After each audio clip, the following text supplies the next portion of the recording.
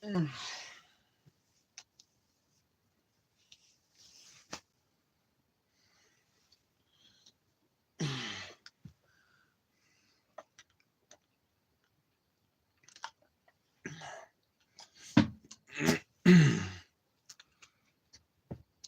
you want to know something fucking wild? I don't even want to say this fact on stream yet because nobody's here. Oh my god. I can't wait till some people show up. I want to talk. I want to talk about crazy shit, and I've got so much crazy shit in my head.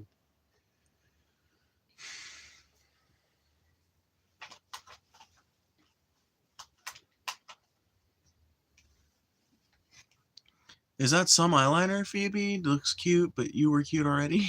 Thank you. No, I don't have any eyeliner on. No. But thank you anyway. I smell cow turds. And I don't even think I stepped in any cow pies, so kind of sucks. You know what? I kind of think my hair looks cute right now, honestly. I kind of think that this is a good look for me. So I'm gonna try not to fuck it up because I think it looks good. Dude, I was reading the wildest fucking shit about the history of Israel and Israel-Palestine and shit. And yeah, it just makes me realize how many people were right when they said that how many people were right when they said, "Oh, you just don't understand the history," but how wrong they were for the position that they hold if they supposedly understand the history. It's just another one of these conflicts that the way we talk about it in the modern day is so fucking far removed from where the conflict started, and the principal facts of the conflict are just not considered in modern discussions.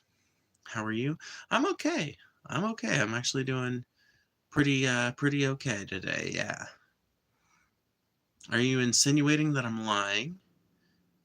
No. That wasn't the intention. Watching from Canada. Oh, Canada. Something, something, something. No, I think I got that wrong. Whatever. I'm an American, dude. I barely know our national anthem. Although I do know it, every single word.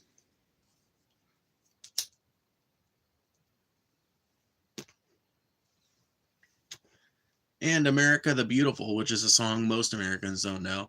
I know both versions of it, both the regular one and the George Carlin version, which is by far my favorite. America, for smoggy skies, insecticided grains, for strip-mined mountains, majesty, above the asphalt plains. America, America, I shed my waste on thee, and hide the pines with billboard signs from sea to oily sea. Just joins what's happening? Nothing yet. Now is your opportunity to make the stream about whatever you want it to be about. Although I will tell you, it being the first day of Pride Month, some identity politics shit is bound to happen at some point. And I was just doing a bunch of reading about mandatory Palestine and the history of the IP issue and shit. So that's probably going to come up as well. But as of right now, there's not really a firm topic. So if somebody wants to shoot one out there, they are entirely welcome to. Love George Carlin? Who doesn't really? Well, honestly, there are plenty of people who don't, but I don't want to be friends with any of those people. From what I can remember, I think it was the UK. Or some other country that just kind of carved out a section of land. So yes, it was the UK in association with the League of Nations. The idea being, right, it was called British Mandatory Palestine, or the British Mandate of Palestine. And the idea was that Britain would administer this this little region of Palestine that had a minority Jewish population and was mostly Arabic, and it comprised an area of the Middle East that Britain had had control over for a really long time. And so after the Balfour Declaration or the British government established that it had a desire to basically start a Jewish national home in Palestine. The British Mandate for Palestine was basically created to begin that process.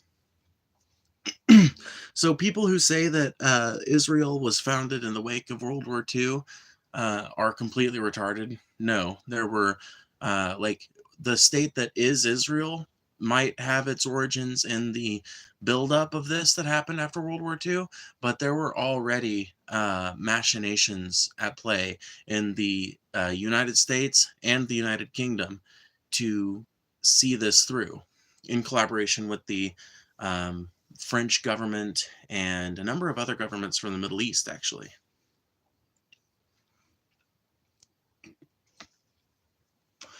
Do you like pizza? Yeah, I like pizza pretty good. Pineapple, no, pineapple and pizza is a great fucking combination, dude. You just have to try it. The sweetness of the pineapple plays really well with the saltiness of the cheese, and it's wonderful.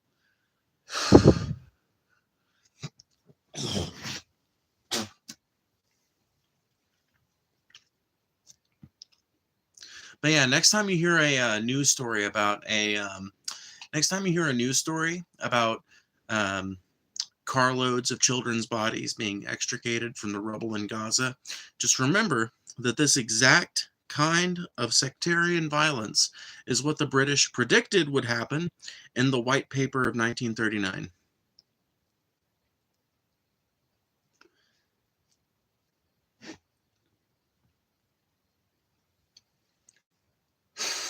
At least I think it was a White Paper of 1939, but there was some British government document that basically said if Jewish immigration to this area is allowed to continue unabated forever, and it just infinitely goes on, and there's never any kind of limitation established, we believe it will cause distress with the Arab population. And it has.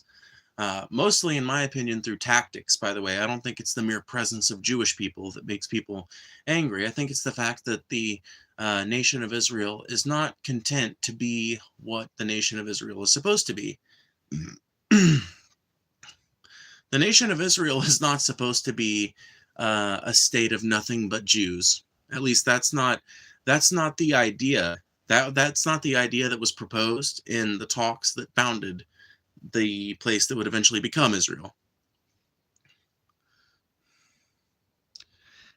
Trump train, huh? What makes you think I'm on the Trump train?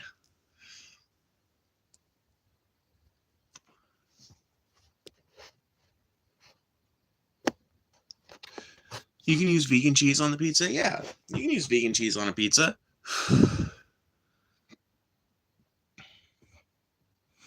It's not cheese. Some people say vegan cheese is not cheese. I say vegan cheese is cheese enough.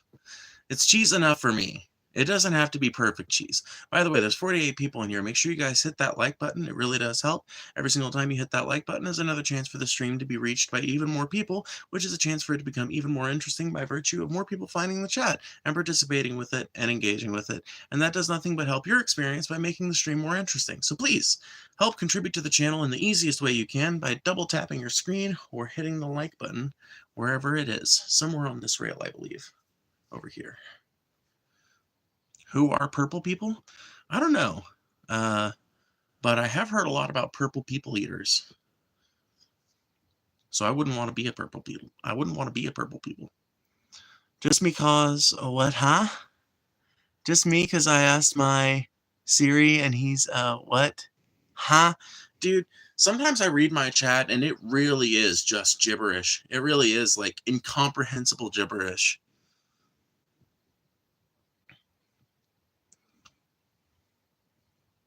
Sure, but it looks like cheese. Yeah. Well, if it looks like cheese, tastes like cheese, and cooks like cheese, in my opinion, you're working with cheese. My problem with vegan cheese is that you have to buy the specific kind of vegan cheese you need for the specific kind of effect you're going for, when in reality, one of the beauties about cheese is supposed to be the various different ways it can be used, right? So a normally very melty, kind of gooey cheese like mozzarella can be made crispier by applying a thin layer of it and allowing it to crisp up.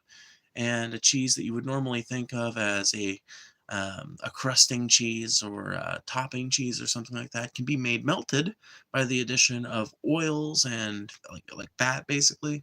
So cheese is a very complex thing. I don't really feel like vegan cheeses really get that close to mimicking what cheese is supposed to actually be on a molecular level.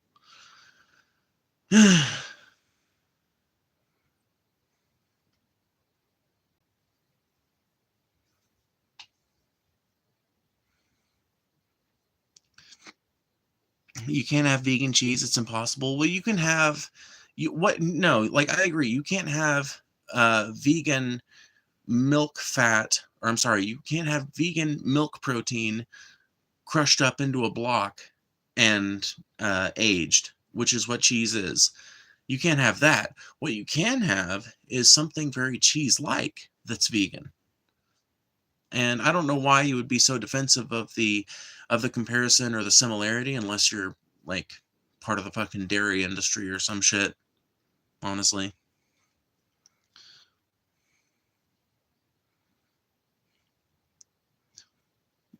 Puke soup served on a Michelin star near you. Yeah, dude. I don't trust the Michelin star shit, bro. I don't trust these Michelin stars because every so often I'll see a restaurant that I'm like, yeah, okay, makes sense. I get why they have a Michelin star. Every so often, though, I will see a restaurant and I'm like, man, the only fucking reason this has Michelin stars is because this motherfucker is rich. This motherfucker is super rich and this restaurant is super fucking well acclaimed in the news. And so Michelin has to put them on the fucking guide. They have to put them on the fucking guide. That's the only reason why they're fucking here. And that shit is annoying because it allows really fucking pretentious, disgusting food like Perseus was just talking about. Perseus, this is another thing that makes you so likable is the fact that I get the impression that you do like some upper crusty kind of upper classy foods, but that's not what you subsist on. I get the impression that your like daily diet is not like caviar and shit. And that is refreshing, I guess.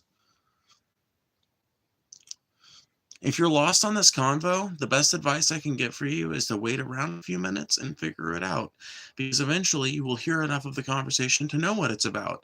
Don't expect me to stop midstream and inform you to all the different topics we've gone over the last few minutes. But as of right now, I think we're on vegan cheese or something like that. No, we were talking about Michelin stars and whether or not they have any sort of connection to the level of pretentiousness that comes with a dish. I think that having Michelin stars makes your food more pretentious on average, but maybe someone will disagree. I've been to a few Michelin star restaurants, Phoebe. I can assure you I'm 90% sure half of the Michelin investigators are bribed or cheated in some way. You've actually been to Michelin star restaurants, so I will believe you. And that's actually really sad because I figured it was a smaller margin. I figured it was maybe like 20%. Like maybe 20% of these restaurants are bullshitting their way onto the guide. That is fucking sad, dude. That is fucking sad because like the whole idea of the Michelin guide is supposed to be like a more or less anonymous system by which you get ratings for restaurants and figure out what's actually good to eat in a given area. By the way, there's 110 people in here. Make sure you guys are hitting that like button. Every single time you hit that like button, it really does help the channel because it introduces the stream to more people, which helps it helps the chat go by a lot faster. And the busier chat is, the more stuff I've got to interact on, the more stuff I've got to riff on, and better the better the experience is for you guys because the more content I can provide for you, the quicker things can go. So hit that like button. It really does help. And remember, if you want to make absolutely sure that your chat gets read in the midst of all these super busy chats that are going on, like they have been recently, I always have super chats open. Please feel free to send one and I will make sure to read it. Hey Phoebes, glad to see you're online. Been missing your content. Well, what's up, Spruzel? And yeah, I'm still here, still making content like always, You know the drill. I would just like to eat good sushi daily and I would be happy. Yeah, me too, honestly. I could survive on a diet of sushi for quite a while. What is a woman? What a person assumes to be a woman on the basis of seeing something society has made them understand to be a woman. And when you get right down to it, nobody really has a good definition for it that doesn't, on some level, just reduce back down to social perception. So there you go. A woman is that which we assume to be a woman, and that which calls herself a woman.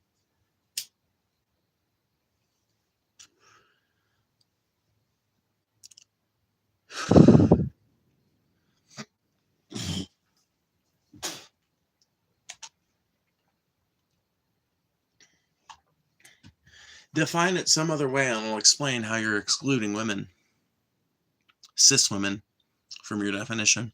About to start delivering for Amazon Flex. Nice. Hell yeah. My dad likes it when the sushi place still has some of the fish or squid still moving on the plate. Ugh. I don't, dude. No, I don't want none of that shit, bro. Here's the thing. I have to go through a whole ritual whenever I butcher chickens. I live on a farm. We butcher chickens sometimes for the meat. It's a part of why we have chickens. But I don't like the process, and so I have to go through a whole ritual whenever I kill one. It's like, cutting the head off and then walking away for a few seconds, saying a prayer to the universe, and then turning back around to get it off the rope, and then dunk it in water and do all the other processing steps. I can't imagine having a living thing that I've got to eat and it's still moving around on my plate, bro. Nope. That would turn my stomach. That would turn my stomach for sure. Honestly, it's two ways, social and science. Which way are we talking? Which one are you talking? What are you? Huh? What? What are you talking about? What is? Man, everybody's getting banned. Okay, here's what we're gonna do. There's 211 people in here, by the way. Make sure you guys are hitting that like button. It really does help. It makes everything way more interesting if you do that, because it allows more people to find the streams. So please go ahead and hit that like button. You do nothing but help your own situation by doing that, because your entertainment, if you're watching this stream, is predicated on me having lots of chatters. Okay, so now the chat is readable. What's up, guys? What is a woman is what that comment refers to. Right, but okay, now I understand what you're saying. So let me go to channel activity, and then I'll be able to read the comment again. It's two ways, social and science. Which way we're talking? Right. So what you're talking about there is the distinction between sex and gender. So what is a female?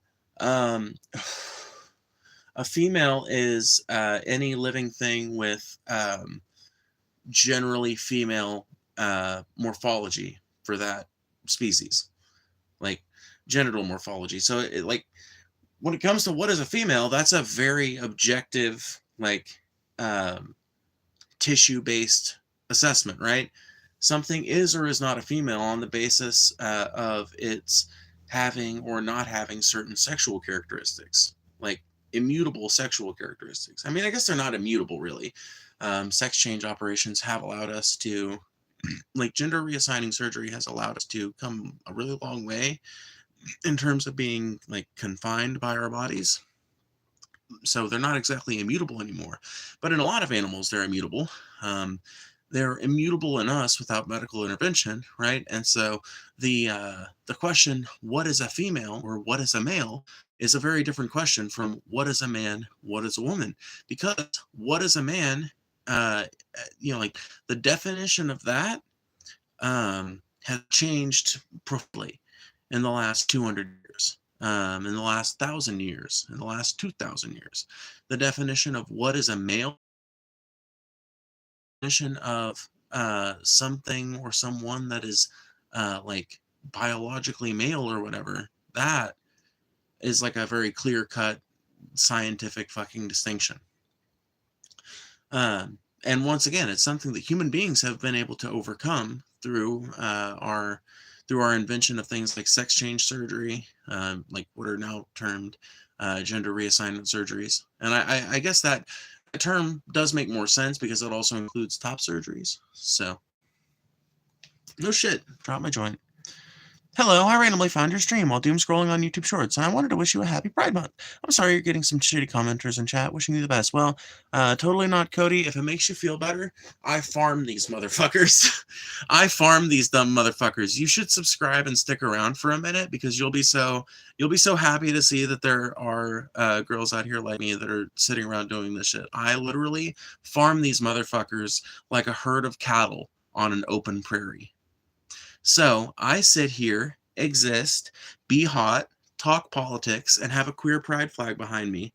And that alone elicits thousands of angry reactions from weak-minded bigots. So I am able to sit here and farm. And the fucking thing is that overwhelming presence of bigotry also attracts regular people like yourself who want to drop by and say something kind or just chill out and have a conversation. And that kind of thing is wonderful. That's really the type of conversations that I live for here. But I also respond to the haters because that's part of farming them. The haters don't keep coming back unless they think you're giving them attention. And occasionally here, because I'm so much better at being a hater than they are, occasionally I will choose to respond to them because I can respond to them in kind, a way few other streamers are ever going to ennoble them with. So with that being said, there's 188 people in here. Make sure you guys hit that like button. Please do. It really helps the channel. Let's get up to 50 likes before streams end tonight. 50 likes. Can we do it? I think we can do it. In fact, I know you guys can do it. We can get up to 50 likes by the time I finish this paragraph. If you guys were really fucking passionate about showing your concerted effort, we could get all the way up to 50 fucking likes in celebration for the first night of Pride Month and to help my channel because I am endlessly selfish. No, I'm not endlessly selfish, but I do want more reactions on this stream because god damn it, I want to celebrate.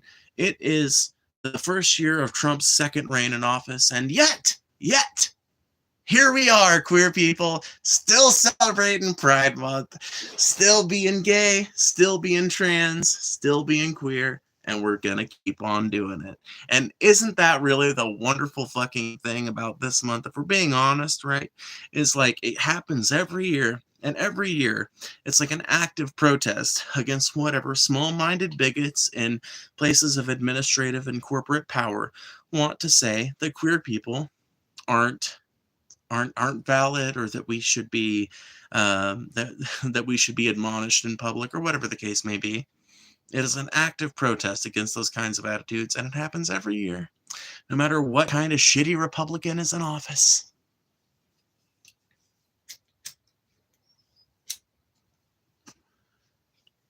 Vegan cheese isn't cheese. I agree. I mean, well, no, yeah, right now it's not cheese. Vegan cheese could be cheese, but they're going to have to fix vegan cheese. Trans people have always existed. Bigots will never get rid of us. 100%. Trans people and people who have bent the norms of society when it comes to gender, we have existed since time immemorial. We have featured in the annals of history of every fucking culture on the planet Earth. It's just that some cultures have done a lot of things actively to suppress that sort of knowledge from being widely distributed. Other cultures did not.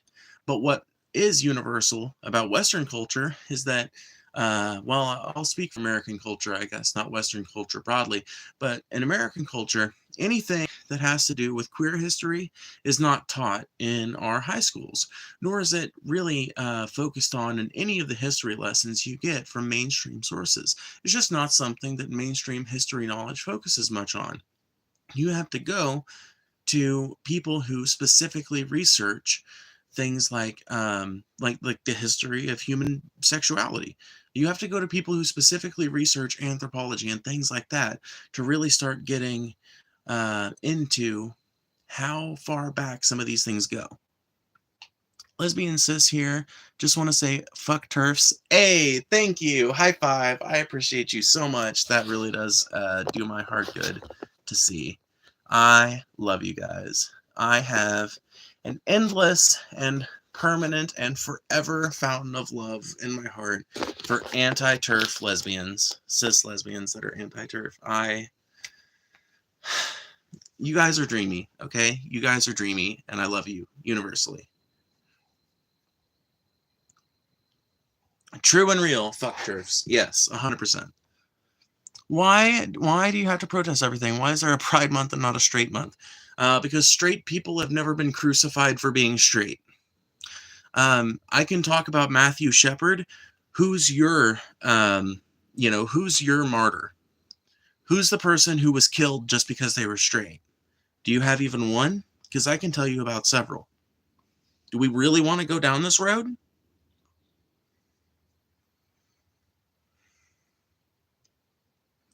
Do you support the Tesla bombings? No. Nice try, Fed, but I'm not going to fucking, I'm not going to advocate for fucking, mass vandalism and shit live on the internet. But nice try, Fed.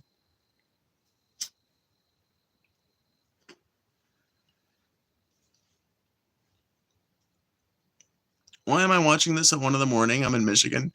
Because you're looking for something to do. Because you're up at 1 in the morning and you need something to do. And YouTube Shorts are a pretty good place to scroll. And so you found me. What's up? You know? Join in with us. Provide us with your late night thoughts. And who knows? You might just want to stick around. You might even end up hitting that like button and that subscribe button. You might end up sending a super chat. You never know. There's all kinds of shit that can go on at this wild party we call the Phoebe Ophi late night stream on Vertical Live. Do you have pets?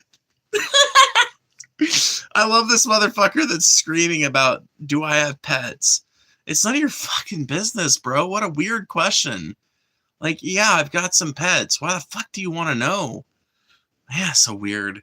Happy Pride. Thank you. I appreciate that. It is the first night of Pride. And like I said just a few minutes ago, dude, it is wonderful. It is amazing to think that no matter what goes on in the broader world, no matter how many shitty-ass Republicans get elected to high office, no matter how many bigoted old white men might be at the helm of the ship, despite all that shit, Pride Month continues to happen, and queer people and their allies continue to wave our flags.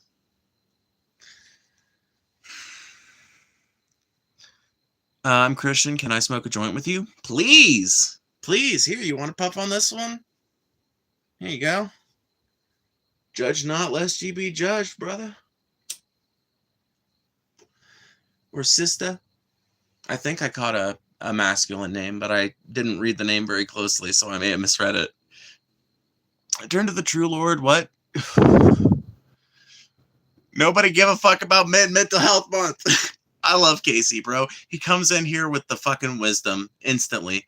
By the way, there's almost 400 people in here. You guys should really hit that like button, because like I said, I think we could get to 50 likes before the end of the stream. I think, like I said, it would not shock me if we could get to fucking 50 likes before it's 28:35. We've been going for 28 minutes and 39 seconds. Picture this. Everyone likes the stream right now, and we get to over 50 likes before we hit 30 minutes. Let's go. Let's do it. Erotic, you calling someone weird? I'm really not that weird. I play guitar. I'm trans, but that's not that fucking weird, is it? Is it really? Is it really the weirdest thing a human could be? Far from it. Other than that, I dress like a grandma. I don't have a single tattoo. I'm fat, but not like 600-pound life fat. I'm like pretty average American fat, Let's see. What else is completely average about me? My intelligence, Like, I'm not a particularly intelligent person. You know what gets people? You know what confuses people and how they get tricked? I'm a good speaker, right? So I'm very verbose. I've got really good rhetorical skill, and I've got a very wide vocabulary. And that tricks people into thinking I'm way smarter than I actually am. I'm actually kind of a moron. But that places me right alongside every other American. The only other differentiating factor, honestly, between me and your average American is that 60% of American adults read at or below a sixth grade level, and I read at a college level. So that's not much of a difference. I'm a pretty average person. I don't think me calling someone else weird is the weirdest thing. How's your day going? Excellently, actually. I had a wonderful day today. This past year I came out and now I'm getting married to a foreigner. I really am so happy. Hey, that's really wonderful. It sounds like your life is going like just about the way you wanted to. And those are the kind of stories I think people need to pay attention to in times like this, when people are so worried about the next thing the Trump administration is going to do, or the next fucking bombing that's going to happen in Gaza, or the next fucking school shooting, or whatever that's going to happen in America. I think it's a time to rally together. I think it's a time to come up with real solutions and to implement real solutions that we've all agreed on for a long time. And I think it's a time to really think about the fact that human beings do wonderful things when they're given the opportunity to. Human beings do amazing things when we are just given the opportunity to do amazing things. Hold on, I'm just going to make it even better by making it a 5-minute subscriber time. Some of these people are still just passing through and not adding much to the conversation. So I'm just going to go ahead and exclude them real quick, because that'll help. Because I really do like having a conversation with the chat, but it's just a little hard when it's all bans. So let me just establish the rules for this chat. I love having conversations with people. I love having arguments with people. What I do not love is reading comments that are incomprehensible, reading arguments between people in my chat. Let me think here. Reading base insults. If you're going to be a troll that's just like shit talking, at least make it creative, make it something I can riff on. But in general, try to make your conversation topical, relevant, and in response to me. And ultimately should be interesting, readable, and original. There you go. If you can match those 3 criteria, those 3 very easy to match criteria, if you can do that, you can say anything you want to in here. But that is the barrier you have to reach. With that being said, let's read this more readable chat. What's up, Phoebe? Opinion on Blair White? Just wondering. What's up, Kelly? Wait, is that? That's not the Kelly I know. You're not the Kelly I actually know IRL, are you? I can't tell because I'm blind as a bat. And I leaned in really close, but it didn't help.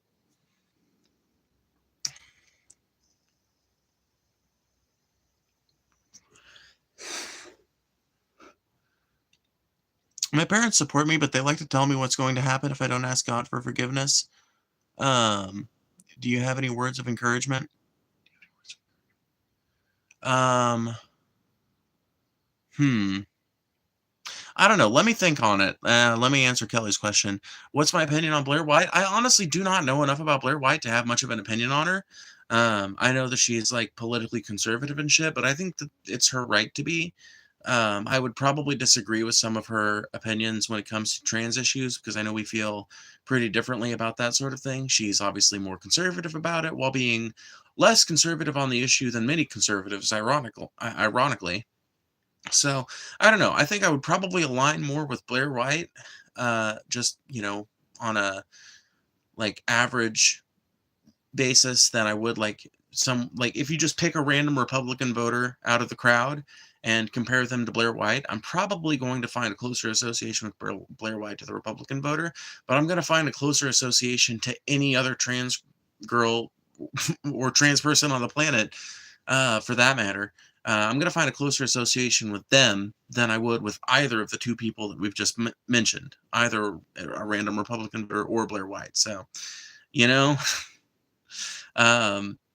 guess it's not a super complex opinion, but that's what I have to say about her, Jack Black fucked up my whole game movie.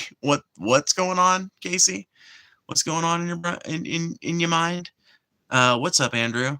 Just discovered her 2 days ago and didn't even know conservative trans is a thing, which is good for me to learn. My lesbian aunt visited this weekend and she educated me on some of the community. Thank you. Yeah, like I said, I don't hate her. I don't think it's Like, I don't think she's like a traitor to the trans community or anything like that. But I do think that she might just be playing to a crowd, you know?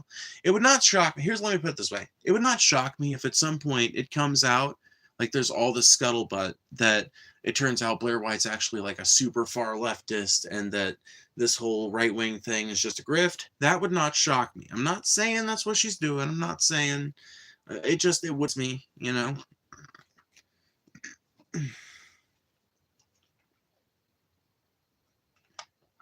Because some of her positions do seem to kind of be antithetical to the idea of making, I don't know, the idea of allowing people like me and her to continue existing. So, kind of a complex figure if you think about it. You're fine. I rate communism 10 great leap forwards out of 80 million deaths.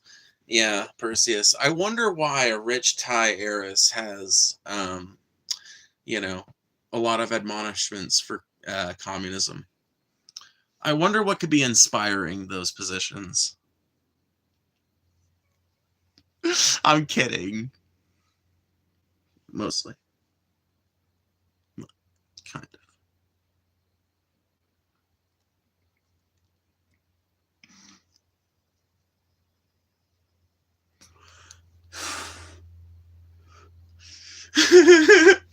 You know what I love about Perseus? I just have to say this. Okay. Perseus is a regular in my chat and obviously a mod. You see them posting up in here and everything. And they have told me quite a bit about their backstory and everything. They've shared quite a bit of it here in chat. Not enough to be personally identifying, but enough to go off of. But it's allowed this really wonderful dynamic, right? Because I am the type of person that I might totally disagree with the nature of your existence, but I will still maintain a friendship with you, you know? Like, you could be a hardcore Muslim that among your Muslim family members, you're very open about the fact that you're anti-queer. But if you're willing to call me by the name that I give you when I introduce myself and you're willing to gender me correctly, we can be fucking friends. That's really all I expect is the basic human respect you would pay anyone else, you know? And if you can manage to bridge that gap, that's basically all I require. And it's even easier for someone with whom the main difference is a class one, for somebody like Perseus. But it does create this really wonderful dynamic that I want to write it into a screenplay or a movie or something like that. And I'm not trying to aggrandize it. It creates this wonderful dynamic where me, right? Dirt poor my whole fucking life. I am super fucking far lefty. I am like, I'm a crazy socialist, you know? I'm a crazy socialist hippie, dirt poor my whole life. And Perseus is like a rich Thai heiress, whose family, I guess, hails from a poor area, but whose family is incredibly wealthy. And, you know, they have wildly different opinions on a lot of things than I do. But then on some things, we are in total lockstep. You know, when it comes to social policy, I think we're totally in lockstep. And honestly, when it comes to a lot of the fucking issues that I identify with capitalism, she agrees with me on those issues. So it's just strange to me sometimes that we end up arguing so about things like, you know, communism versus capitalism when it's like, you actually go through the issues of capitalism and they'll agree with you on every single one of them. Like, yeah, that's wrong. Yeah, 100%. That's a failing of capitalism. Here's the way we should address it. And here's the way it would be more efficient, you know?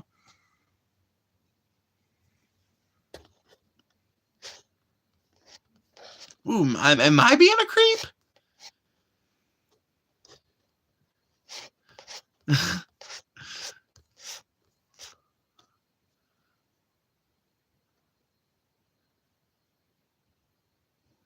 I mean, sure, I am rich, but have you even Pol Pot or Mao?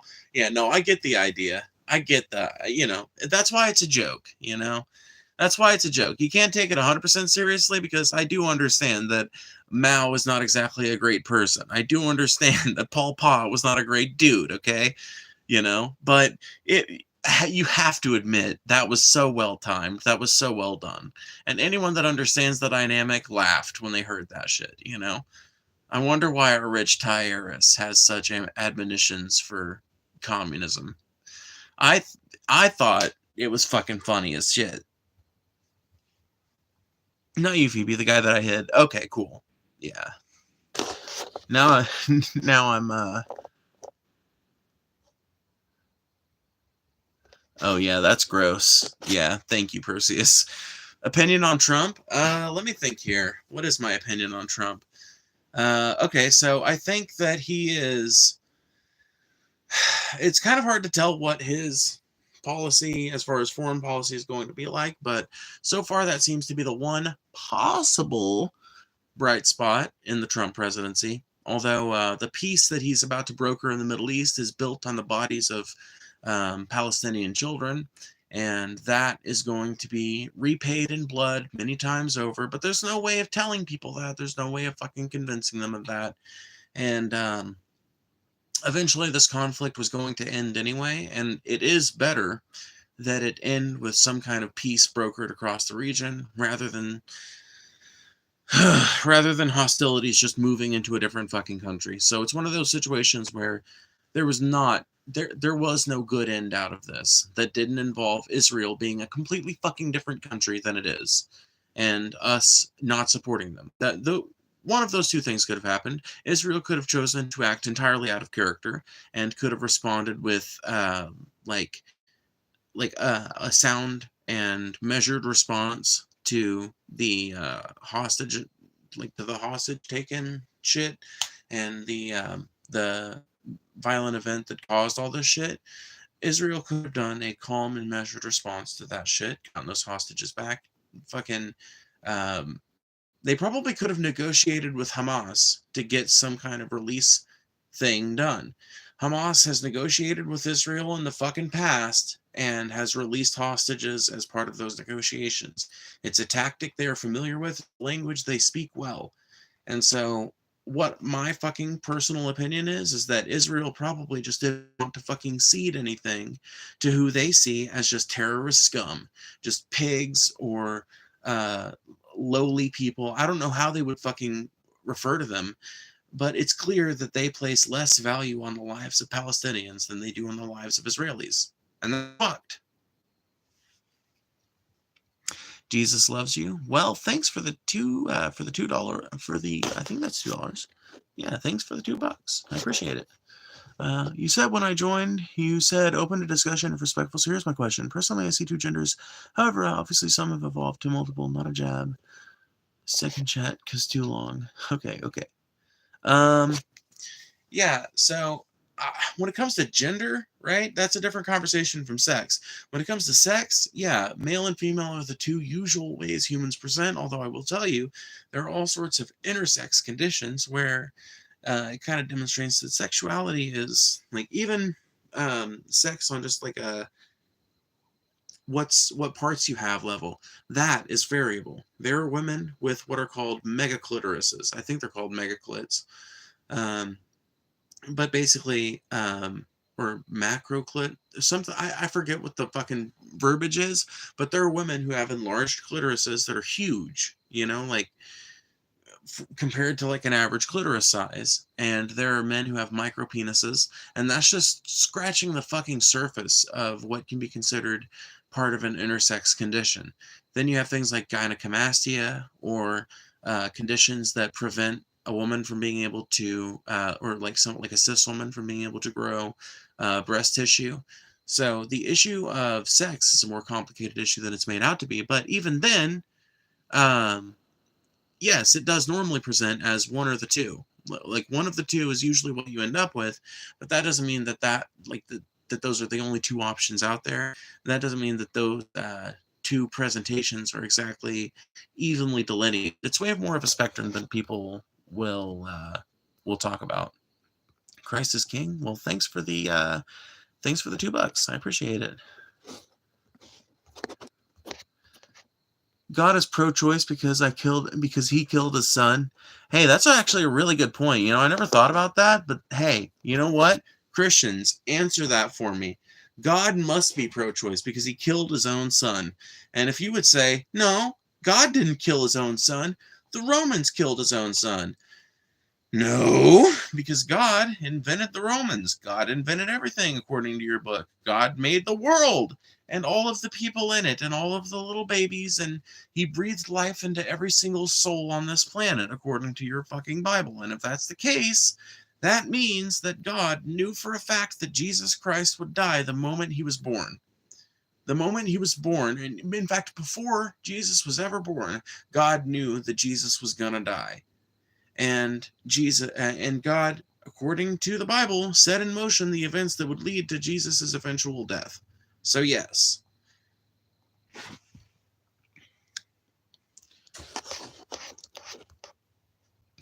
Have you ever considered leaving the States? I spent the last 10 years in Europe, and I'm looking at leaving for South America as soon as possible. I've considered it, but I'm not like a skilled tradesperson or something like that. I'm not like a college educated person or anything like that. So I don't have some kind of easy route to immigration.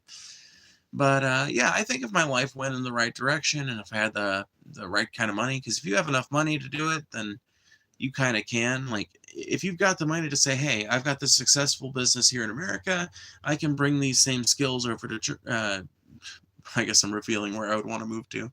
I could bring these skills over to Germany and do the same thing over here, or bring these same skills to France, which would be my other choice if I had to pick a European country. I'd probably end up in France, honestly. I think the proximity to Britain would be pretty cool. The proximity to the British Isles would be pretty nice. The proximity to Ireland as a consequence. So probably end up somewhere in northern France, honestly.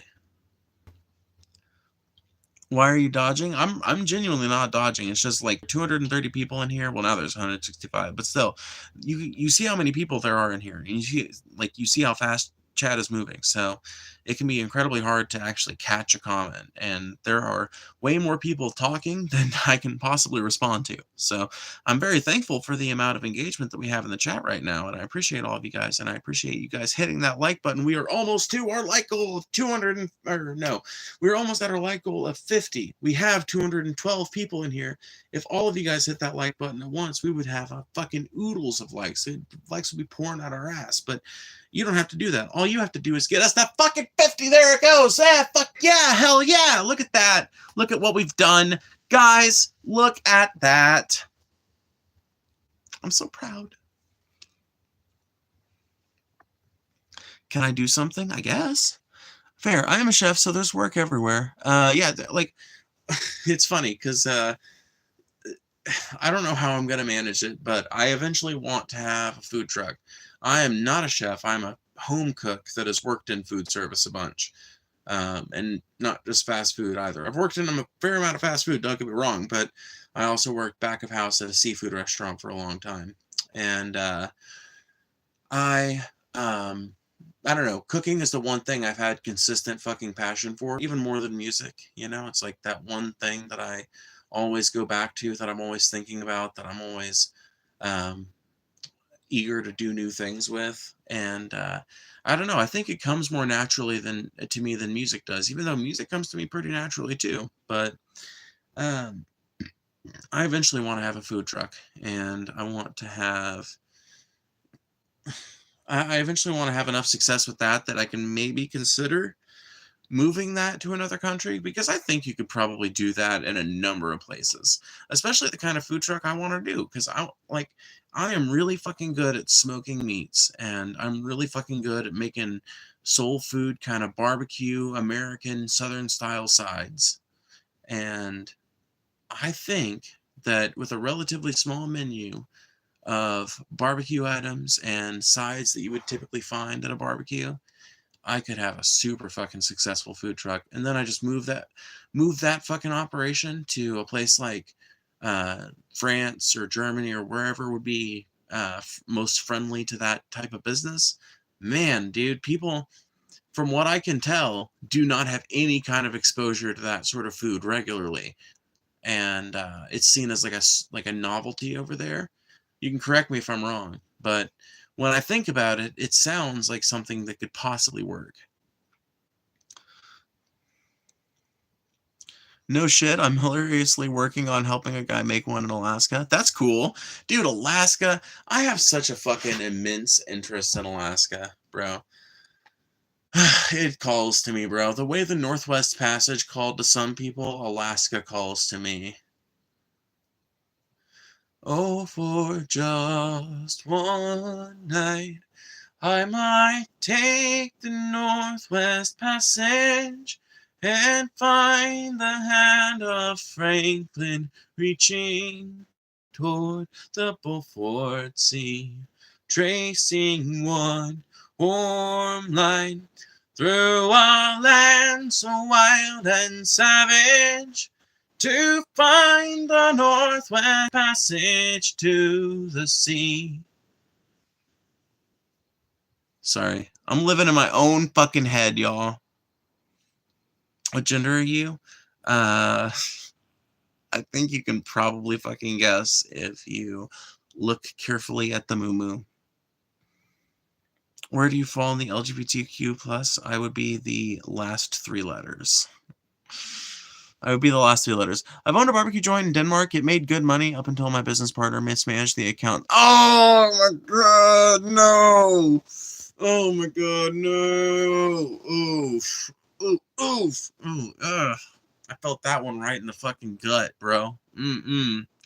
No, that's bad news bears. Your business partner fucked you, bro. That is so sad. I am so sorry to hear that. That fucking blows. That's the fucking problem with human beings, bro. We're all a bunch of fucking, well, okay, that's not true. We're not all a bunch of untrustworthy apes, or none of this shit would work. This whole society is based on the idea that we're usually pretty trustworthy, so I can't say that. But man, it fucking blows when one of us violates those delicate little social balances, you know? I think we deserve Country Roads as a reward. Country Roads by John Denver? Really? Well, you know what? If the chat concurs, here, I'll do a poll. Let me see here. Should I play Country Roads? Oh, start poll. There we go. Okay, we will let that run for 5 minutes, maybe 2.5 minutes, and we'll check it in a few minutes. Yeah, we might not wait that long, but yeah, y'all go ahead and vote, and for sure, I like the video. If you sing Denver, hey, we're getting lots of positive responses on this. What gender were you at birth and what age? What? Why do you want to know, bro? What is that? Why is that so important to you?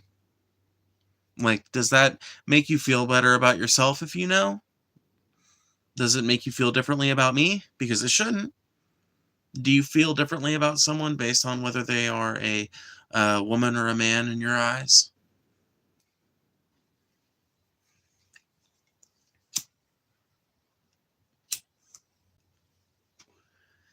Do you need to know whether to treat me with the respect due a man, or whether you can treat me with the disrespect typical of a woman? Is that the distinction you're looking for? Let me see this poll. Let me look. Ooh, we're getting 53% yes and 47% no. So let's see. Cover me in honey and throw me to the lesbians. Yes, bro. Although, I've known lots of lesbians, and I feel like a lot of the lesbians I've known would probably just like have a desire to clean you up, you know? They'd be like, oh, you poor dear. Look at, oh no. This is going to be a real mess. This is not going to, it's okay. It's okay. We'll get through this together.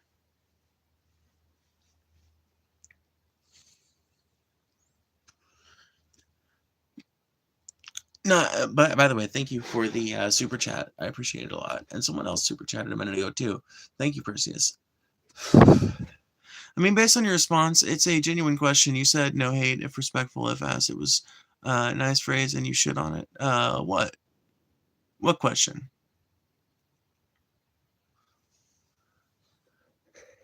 What question are you? What question are you asking?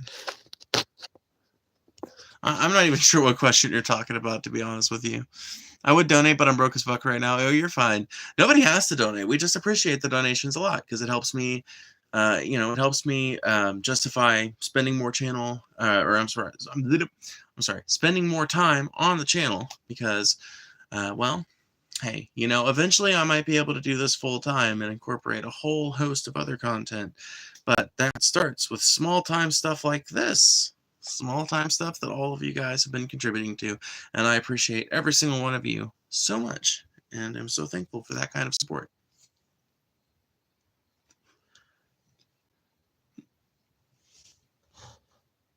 Bye, y'all. Glad to have found you randomly scrolling. Well, I'm glad that you found us too.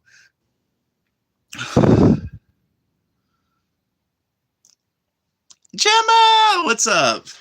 What's up, bro? What's up, Gemma? Yeah, dude.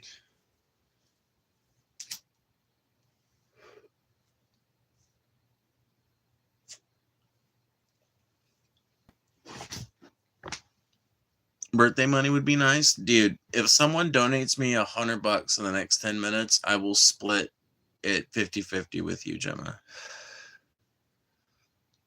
Although, you know what? It would be a very delayed present because once you earn money, it's not available for sometimes up to a month and a half after you make it. So one downside. Indica sativa or hybrid?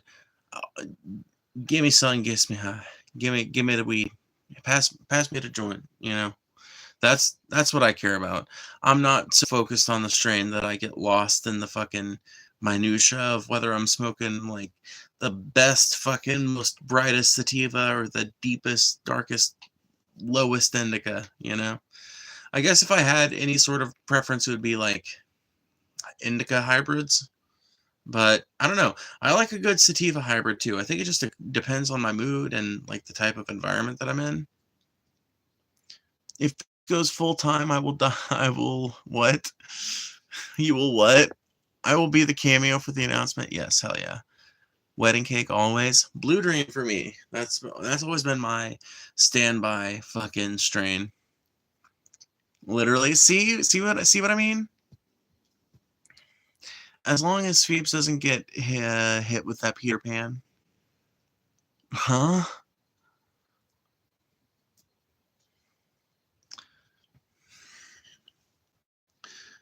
Man, I'm disappointed in you guys. You know what? I was hoping that Perseus would get their request. And you know what? I might still do it. Because, like, 47% of people voted yes. And in an election of no consequence, does it really matter if you don't obey the will of the people? In an election of no consequence, does it really matter if you don't obey the will of the people? Now that's one of those fucking questions that it sounds like I'm just talking about my poll, right? Sounds like I'm just talking about this thing right down here. But if you really think about it, am I? Am I? Am I? Am I just talking about the little poll down there?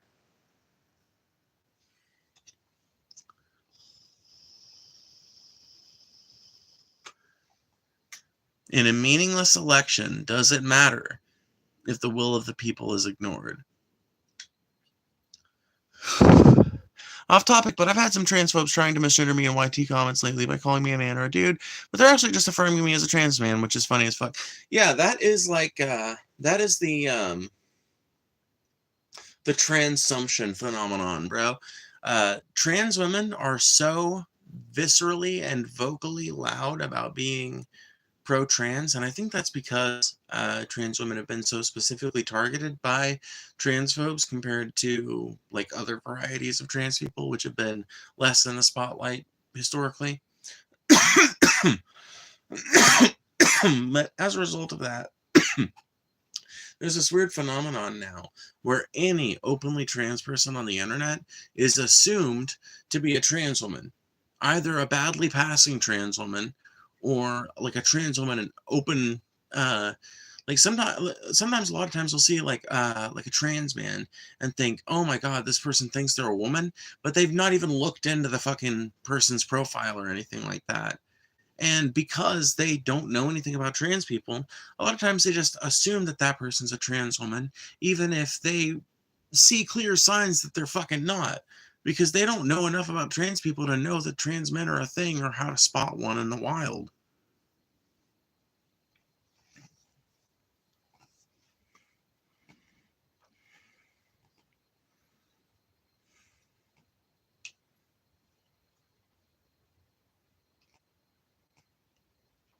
Man, the vote's not looking good, y'all.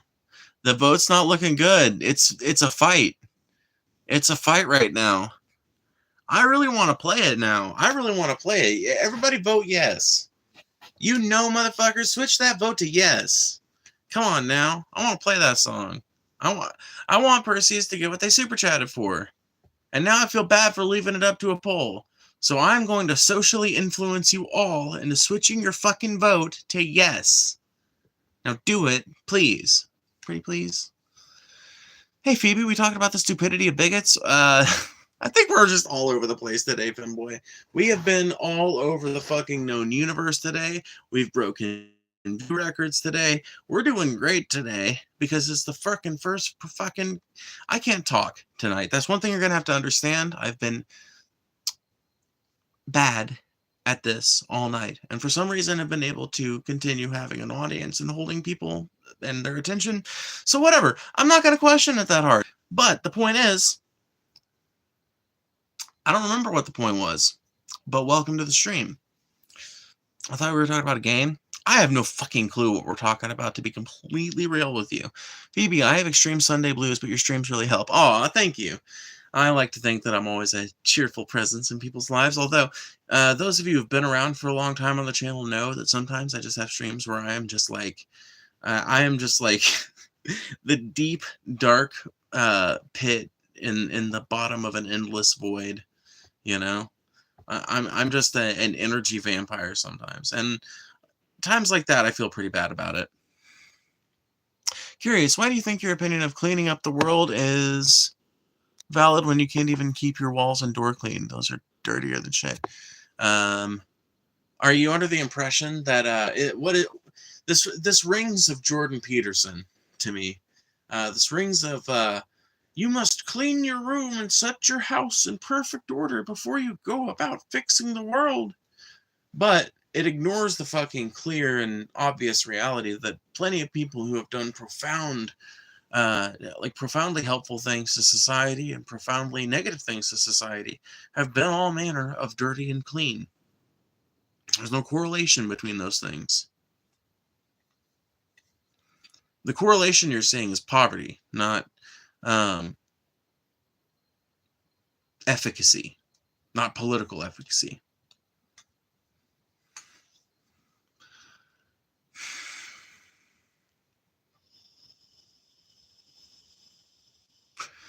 What makes you think this is my house, the party shark?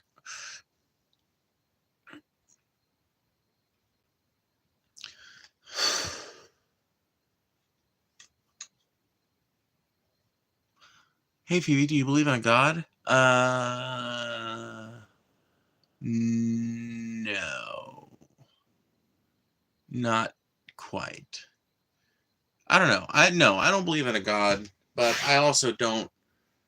I don't think there's any way to know, and I often find myself wondering if there's not some greater intelligence out there. You know, like some people will say... People have made really good cases to me for simulation theory, and ideas like that make me wonder, like, you know, well, if simulation theory is true, stands to reason there was a species that created the simulation, and that would have to be God, right? That civilization would be, for humanity, the closest thing to a God that we would be able to locate. But who knows? Maybe it's also of some kind of supernatural origin. or not also of some supernatural origin, but maybe it could be not a simulation at all. Maybe it is of supernatural origin. Maybe the Big Bang is just the way that some kind of supernatural God created the universe, and maybe evolution is just the way that it structured creation so that it would um, basically so that it would turn life into the multitudes and different forms of life that keep life self-perpetuating. Because the reason why life continues on the planet is because it's so diverse. A lot of people don't realize that, but the whole reason why species keep existing and why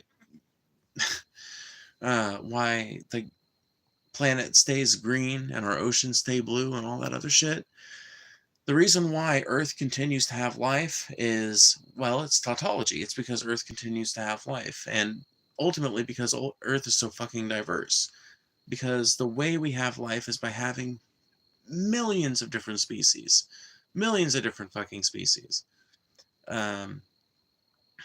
So many different species of bacteria, so many different species of mammals, so many different species of birds and reptiles and fish, invertebrates of all sorts. And that wide speciation, that wide variety allows most of life to survive when a mass extinction event happens. Or if not most of life, then it allows like a small pocket of life to survive whatever happens, because there's always something that was living in a weird way already. There's always something to take over after the rubble. I don't know what that has to do with anything, but I'm stoned and I got to thinking about it. I used to do witchcraft manifestations and I even cursed. Oh man. Oh man. Sounds like you had a wild fucking ride, my friend. But hey, you know what? I can't judge your path any more than I would want you to judge mine. By the way, Phoebe and Mods, I hope I'm not spamming the chat or anything. No, don't worry about it at all. I encourage people to be active participants of the chat, because that ensures that I always have shit to fucking engage with. Because that's what these streams are based on. Ultimately, these streams are a simulation of a conversation. These streams are an attempt to have something, like I call them pseudo conversations. You guys can't talk to me directly in voice form, but you can type back and you guys can hear me talking and see my body language and that kind of thing. And in that way, we can make a facsimile of a conversation. And I think it's pretty fun, and it must be pretty fun for other people, because usually we get around 90 to 120 people hanging out in these. I really want McDonald's for my birthday. Yeah, Gemma, you know what? That's respectable, because like McDonald's is not something you want every day, but as a birthday food, it's all right.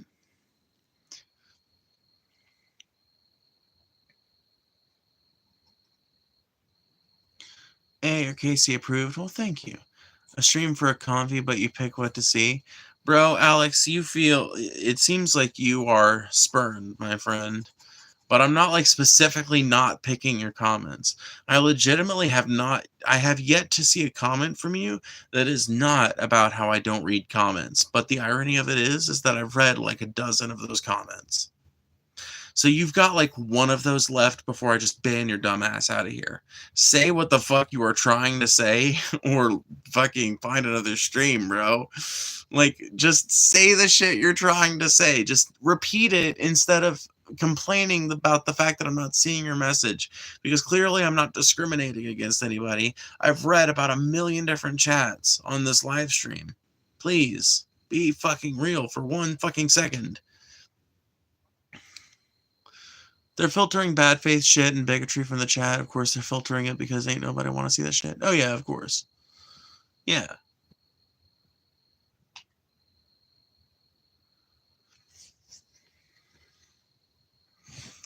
I don't want to ban you. It's just I'm just telling you straight up.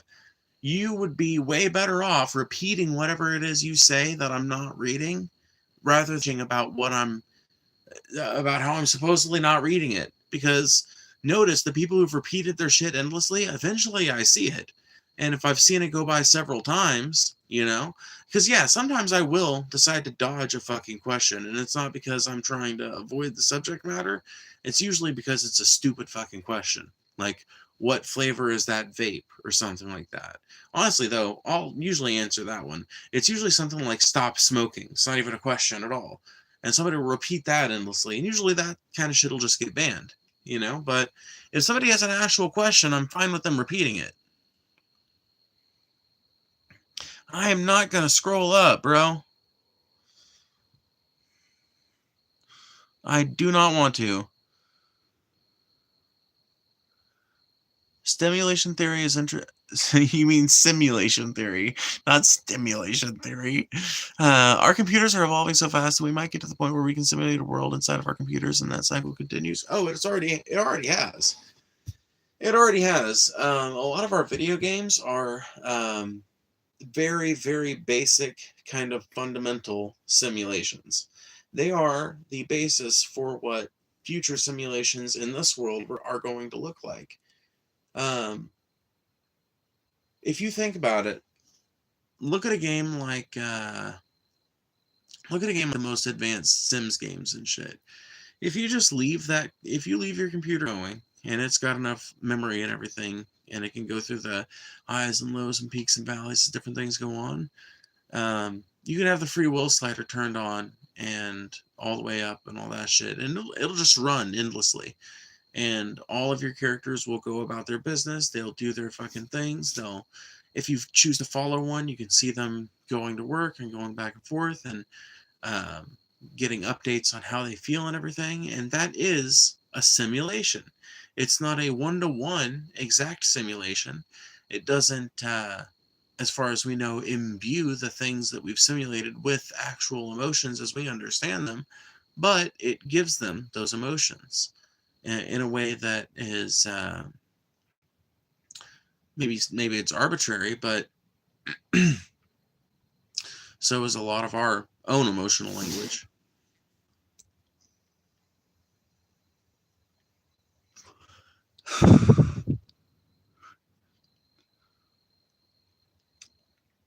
No, Alex, I said I'm gonna ban you because you're doing nothing but fucking bitching about the fact that you can't talk in here, but I keep telling you to just repeat what the fuck you want to say. And now I'm making good on my word. Goodbye, Alex. Man, motherfucker, just say what you want to say. Probably did. He was irritated with, for no reason, on an early Monday morning. Who?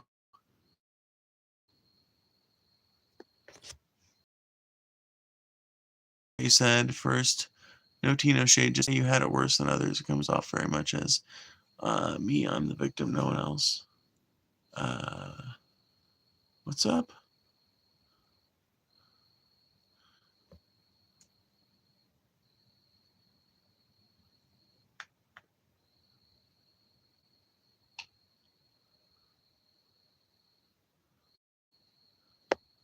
Oh, you guys are arguing with each other.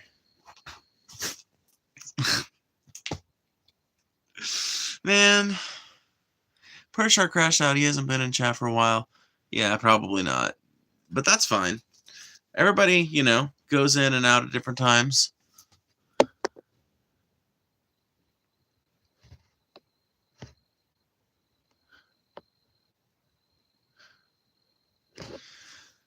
Since we don't have computers that can make a world yet, we are either the first in the chain or the last, and I personally don't believe we were the last. Well, that doesn't necessarily. Why would we have to be the first or the last? Because ostensibly, all of the societies all of the civilizations that make up the Russian nesting dolls that are the fucking other universes that encapsulate the one we live in. God, that's a complex sentence to think about. But anyway, all of them would have had their own technological journey on the way to creating computers strong enough and powerful enough to create like a fictional universe, or like a simulated universe or something like that. So there's no reason to think that we couldn't be like the middle of that chain or something like that.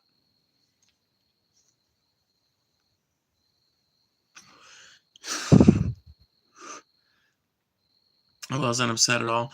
I'm sorry if I said you were, and I like, you know, I made it seem like it's worse than it is. I didn't mean anything by it. I feel like I say upset often when what I really mean is like, I don't know, something less than upset, but more than mundane. I'm not really chatting. This chat feels like staring into the abyss. Yeah, like that's the problem is sometimes chat kind of fucking poops out a little bit. Like there's not a whole lot of interesting conversation going on and there's not a whole lot of like good commentary back and forth. But usually it's just like a lull and honestly it usually picks right back up.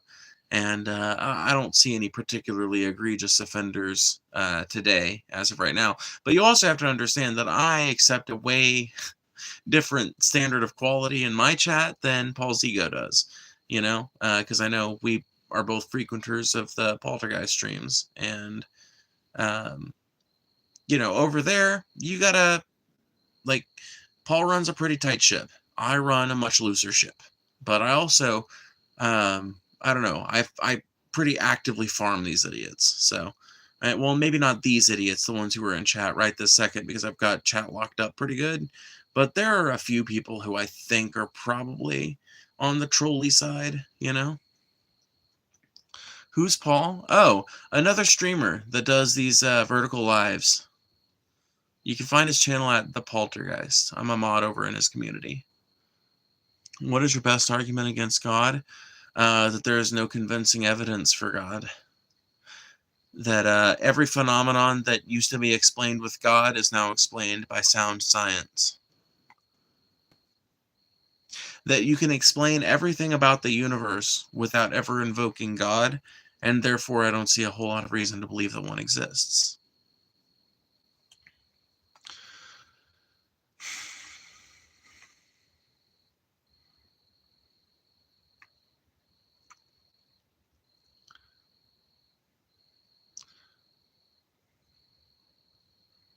That is cool. What's up? You're fucking up because I said your. What's going on? What's on your mind? Huh? Yeah, I was there before I arrived here. That there was a family of owls hooting up a storm. It's pretty cool. Oh, that is super dope. That is really cool. That is nice. That's wonderful. That makes me really happy. I do believe that those worlds would have to go on a technological journey to produce more worlds further down in the chain. But since we can't make them yet, I believe we were first or last. I don't. I think we're the middle of the chain. I think that our computers will get there. I just think they haven't gotten there yet. Think about this. If simulation theory is true, and our universe is a simulation that exists in a very complicated quantum computer, or maybe something that defies our fucking understanding of physics in general, that's something beyond quantum physics, something that exists within its own unique framework. Let's say it's some hyper advanced computer system, though. What if they just haven't introduced the update that allows us to create a simulation that is effectively a recreation of an entire universe? Like, what if that's just not something that's been updated to the system yet? But one day, right? One day, a scientist studying like hyper realism in video game settings or something like that discovers this particular technique, or something like that, like a scientist studying Neuralink or something like that, figures out this particular technique that you can use to like directly interface with a person's brain and allow an implant or a device on the outside to like directly influence how your brain experiences something. Allows you it to replicate things like touch and all these other responses. This is some Rick and Morty shit. Yeah, kinda. I gotta go, y'all. Bye, Phoebe and Chad. Have a good rest of your day, y'all. Yeah, thank you. I appreciate that. And yeah. Elon Musk abandoned ship on Trump so he can suck a fart out of my ass. Well, Elon Musk fucking abandoned ship on Trump because fucking Trump abandoned ship on him. Elon Musk did a bunch of the shit that Trump wanted him to do, and a bunch more shit that Trump really didn't care for. And so over the next few months, we're going to see how much that shit gets rescinded, and we'll see what Trump keeps. And ultimately, Elon Musk existed in the Trump orbit. He existed in the Trump orbit to be a fall guy, I guess you might say.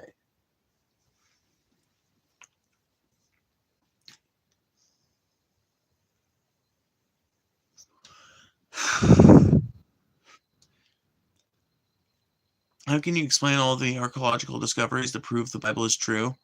There are no archaeological discoveries to prove the Bible is true. I'm not even sure what you'd be referring to. If you're referring to the Shroud of Turin, that's been proved to date from the 1600s. If you're talking about the supposed unearthing of the Ark, that's a fucking myth. There was a scam photo that circulated on the fucking internet in the early 2000s of people supposedly discovering Nephilim bones. That is also bullshit. So I'm not sure what archaeological discoveries you're referring to, but I guarantee you there's an intelligent, rational, scientific explanation for them that does not involve stories about burning bushes talking to people, or talking snakes, or virgin births. Something tells me none of that will be on the docket of explanation for whatever phenomenon you reference next. They've all been disproven, that's what I'm saying, but I'm willing to hear them out regardless.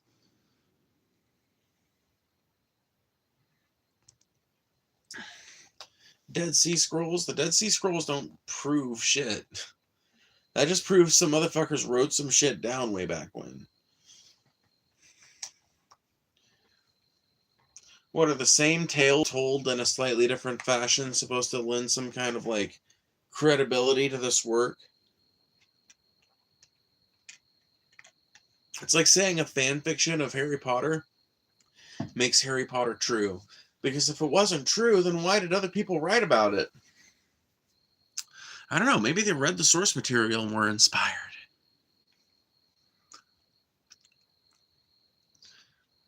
Allegory. My brother in Christ. That is not how you spell allegory. Allegory. That is how you spell allegory. Now, I will respond to your comment, but please type allegory correctly so that I know you've received the lesson.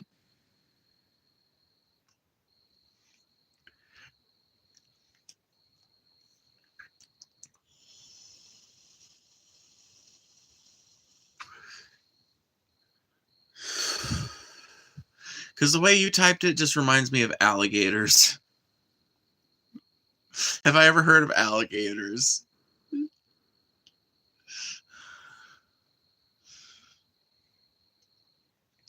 What about giant chickens? You believe dinosaurs were real? I believe the dinosaurs still are real.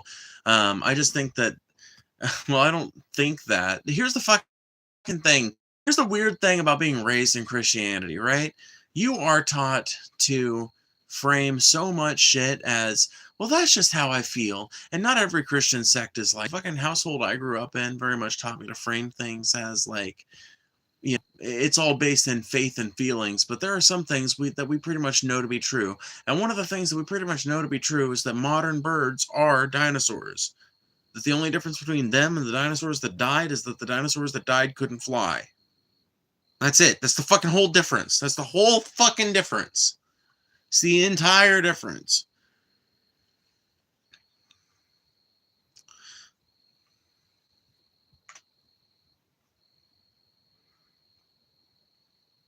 Wasted. Nice. Nice, Dick. You're talking about potential future technological advancement leading to new universes.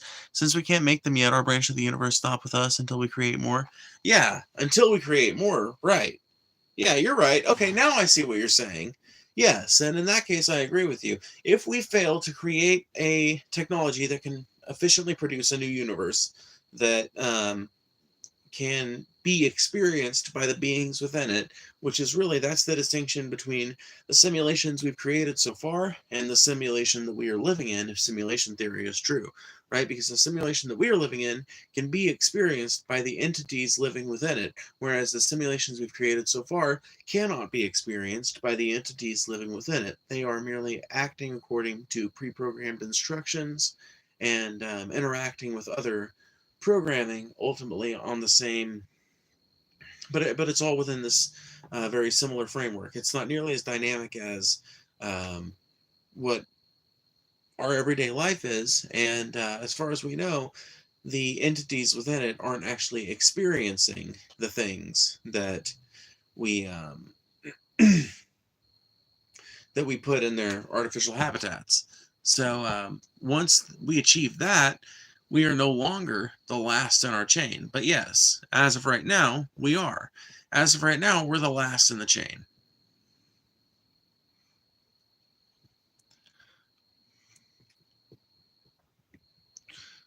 Maybe they died during the Great Flood. The dinosaurs, bro? No. No, the dinosaurs, number one, this idea that all the dinosaurs died off all at once is wrong. Like, different dinosaurs were around at different times. Yeah, a bunch of dinosaurs that were like strictly terrestrial, that didn't have the ability to fly, or that hadn't, like, non-avian is what they call it. Non-avian dinosaurs are what died off in the I think it's the KT extinction.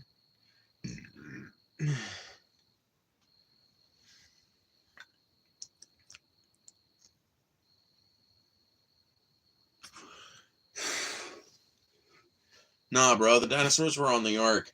Oh man, you poor fucking who is that dude? Who is that fucking who is that tax cheating, wife abusing prick that runs the Ark Encounter? Kent Hovind, right? Isn't Kent Hovind the guy that has the Ark Encounter? Or is that somebody else? Is that some other creationist twat?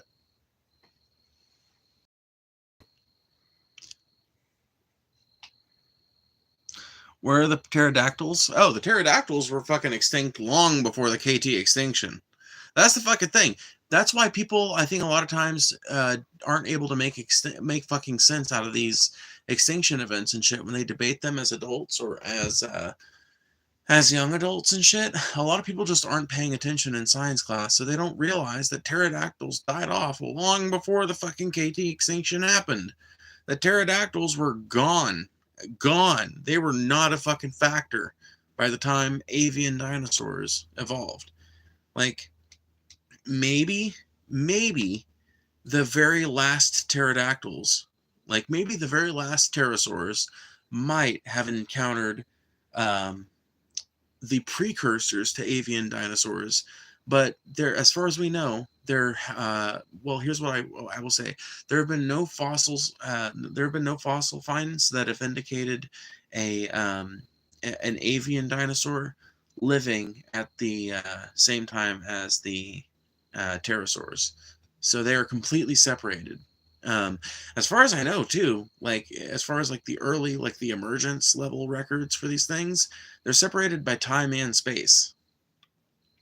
They're found in different places, and they're found at radically different times in the strata.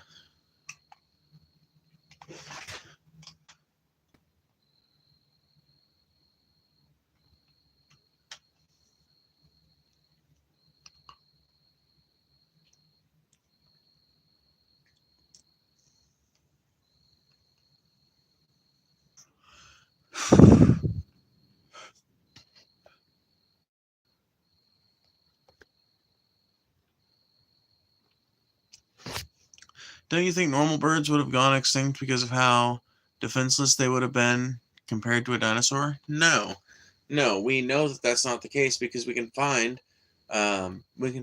fossils of the first avian dinosaurs.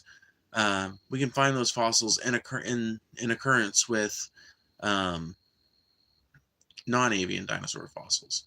So like there's lineup there. So we know for a fact that there were some pretty scary terrestrial non-avian dinosaurs roaming around at the same time that there were avian dinosaurs. And the reason for that is because of evolution.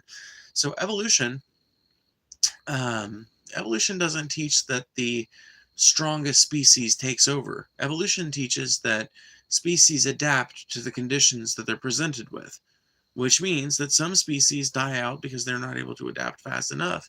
But if adaptation continues unhindered, you can get all sorts of fucking lifestyles. And one of the whole fucking reasons for the adaptation of flight is to. So here's how flight evolved in avian dinosaurs. Theropods, um, I think they're called theropods. No. I'm thinking of some other word. God damn it. What's the word for a dinosaur that just walks on two legs? Is it theropod? Someone help me out in chat. Is it theropod? Is that the word for the dinosaurs that walk on two legs?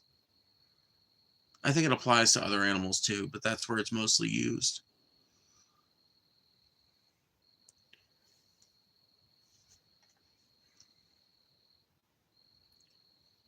Biped, I know, but well, yeah, but there's a specific word that's used for the fucking, and I can't remember what it is. But anyway, so those no, it's not bipedal. It works here though, so I'll just use it. So the bipedal dinosaurs that birds evolved from, number one, dinosaurs were pretty widely feathered. The feather is not an adaptation that was that evolved independently for birds. The feather is an adaptation that existed in a bunch of different dinosaur lineages and really started to show its ultimate usefulness in the ancestors of birds. And originally, it was in extending jumps. So originally, many of these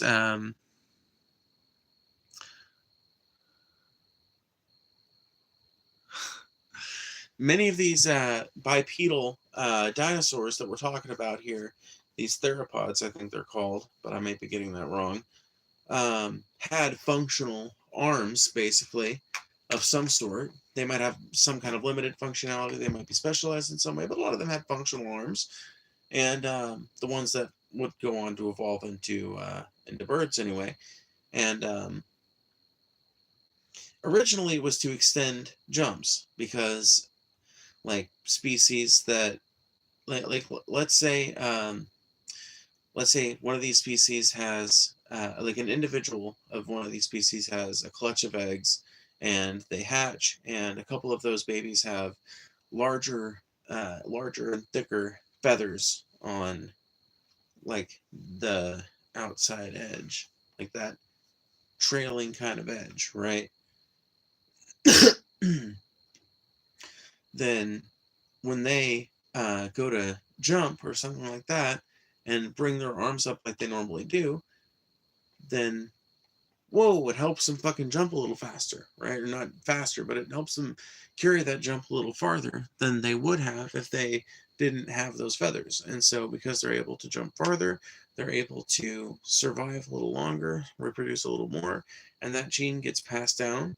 And then the same thing happens in a generation or two, and pretty soon you're looking at an animal that, despite not being, despite like at one time having mostly arms, now it's got what are wings that are getting awfully close to wings. And that's when you start getting adaptations. That's when you start getting mutations where like you lose claws and they get fused to fucking fingers and shit like that. And this happens over the course of millions of years. And it's kind of hard to get some people to wrap their head around that. And I understand why, because it's hard to fucking conceptualize a million years as a human being. But surely you can see how just the simple fact of a little mutation like a feather being a little stronger and a little longer can, over the course of millions of years and cascading generations, evolve into a whole ass wing right? These changes don't happen all at once. They are it's a cumulative effect. How would you know that they jump like that? They are dead, bro, because we can take those bones that we found and we can compare them to the skeletons of other animals, right? We can because like the rules of physics remain the same, right?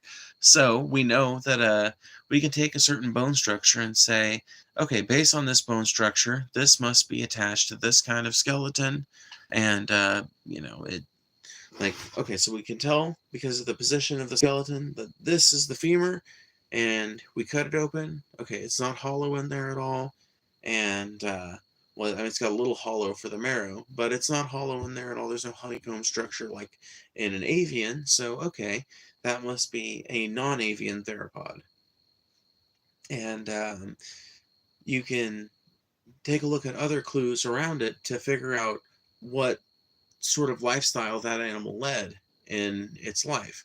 Like if it's like its teeth are a great example. If you've got preserved teeth, you can tell a lot about an animal because to this day, that's something that that's something that helps us determine when we find a new species of some particular animal, or when we're doing deeper study of an animal to figure out what parts of its diet are incidental and things like that. Um, Dental analysis is an important part of that because it tells you exactly what that animal is adapted to eating. Like that by itself can tell you a shit ton about an animal that you're examining from the standpoint of an archaeologist.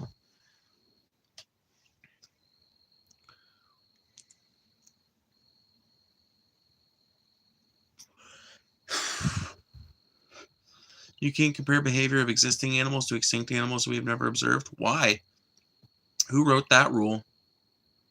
What's that based on? That doesn't make any sense because the animals that we have now must have descended from the animals that existed then. Not in direct line, not every single one of them, because a lot of them died off in a mass extinction. But the ones that did survive, and by the way, it wasn't just dinosaurs that were around at the time of the KT extinction. Early mammals were around too, and they survived the extinction. Well, most of them. Some of the mammals died off, but most of them survived. And most of them went on to diversify a shit ton, and a lot of the biggest mammalian extinction that's happened has been over the last 10,000 years as human beings have encroached farther and farther on more and more of the planet. Or I don't know if it's the last 10,000 years, but the last 100,000 years, basically. Like the farther afield we go, the more shit we kill. I mean, it's finally reached a critical point now where it doesn't seem like we're killing things en masse anymore, though. Sounds like a lot of theories to me. It's based on fucking sound science. It's based on observing reality and perceiving it accurately. So,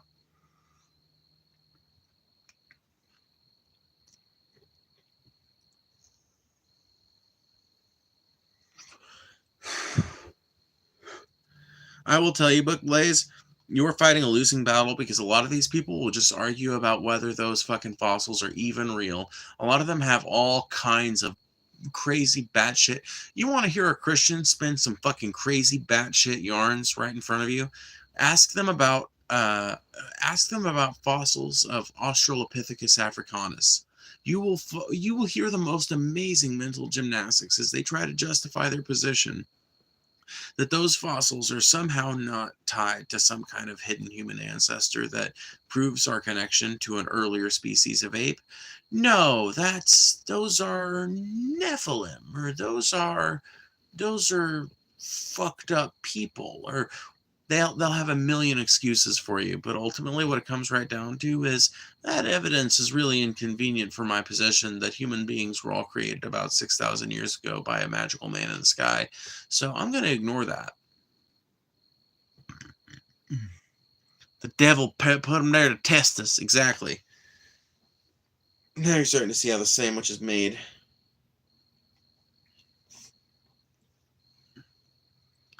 Oh, yes, I love testing my patients by running some scientific propaganda by some Bible thumpers. Oh, yeah, dude.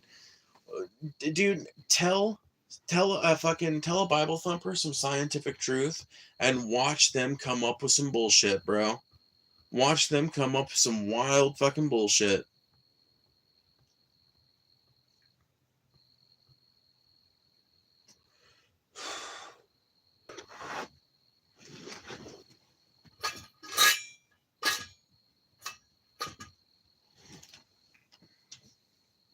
Okay, I just wanted to make sure you guys are still in here.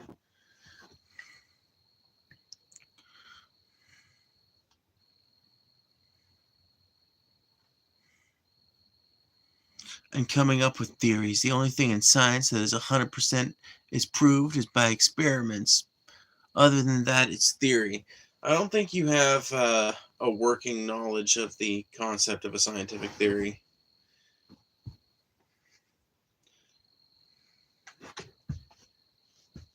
Why are you so hateful about Bible thumpers? Because they spew anti-scientific nonsense. I don't know. If people that were super hyper religious didn't constantly spew anti-scientific bullshit, I wouldn't have to. But unfortunately, the Christian movement seems pretty fucking bellicose about the idea of reforming itself from within. And so people are going to have to keep criticizing it because, it takes a village. And right now the village is asleep at the wheel. And that's sad. I hate that because I think there are a lot of good Christians. I think there are a lot of good people within the ranks of the faithful. But I do not think that their number are well represented by the people who currently go around proselytizing online. And that's my main admonition.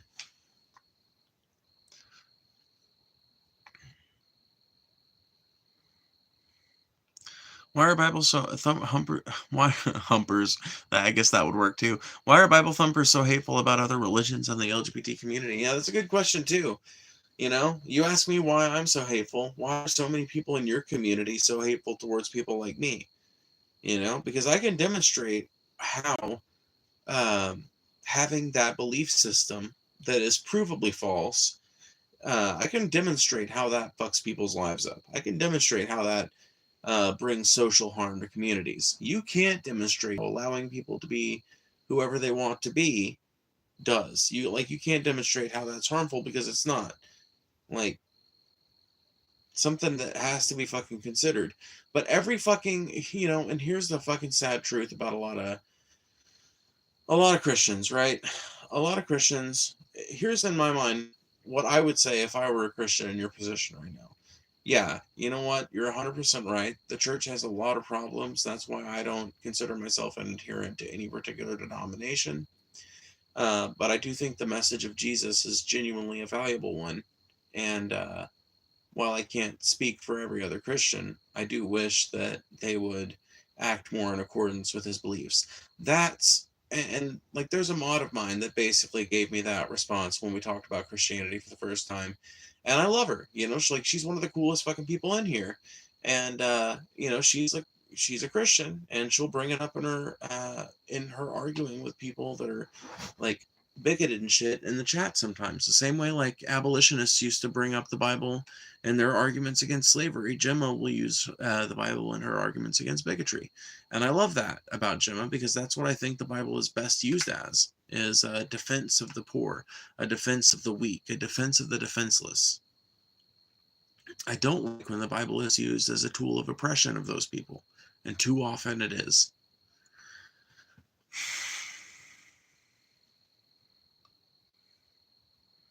It's a real shame how much intelligence gets trapped within religious trappings. A total waste considering our near future depends on our best scientific minds. Yeah, I mean, it's crazy to think about, right?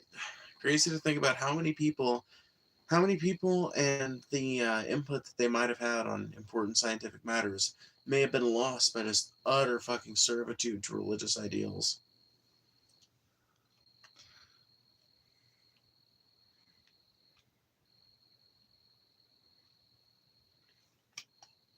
Then they are wrong, but two wrongs don't make a right. Yeah. Thanks, Grandma. That makes me feel better about skinning my knee. Sorry, stole that one from Paul's ego.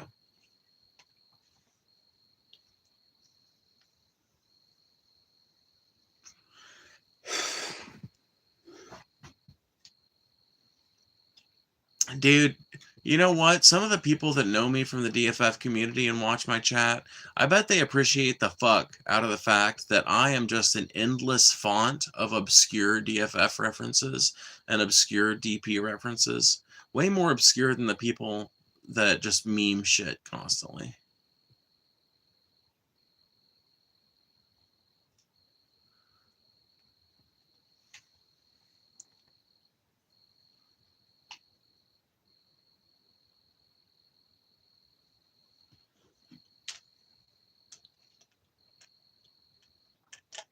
You know, Book Blaze, since I know you're in here, you realize that if I keep increasing in popularity, and at this point, as far as I know, the only other like streamer person that's been like a serious offshoot of the DFF community, there are like two content creators I can think of that have been like offshoots of the DFF community. Um, Andrew, aka Marshall Manson, or was that his name? Yeah, I think that's the name he used to go by. Anyway, that dude, right? And there's Jamie, and as far as I know, I now have I know for sure that I have more subs than Jamie. I don't know if I have more subs than Andrew though. But like, you know, it's just making me wonder about something more than anything. And the thing I'm wondering about is if I get popular enough, will I be in the same position with DFF that Vosh is with Destiny? And I don't mean like on a one-to-one comparison basis. I just mean, will I be like the weird, cursed offshoot of the DFF community the way the Vosh is a weird, fucked up offshoot of the Destiny community? Have we created a monster here, folks? Yes, it tickles my brain in the right way. Nice. Nice.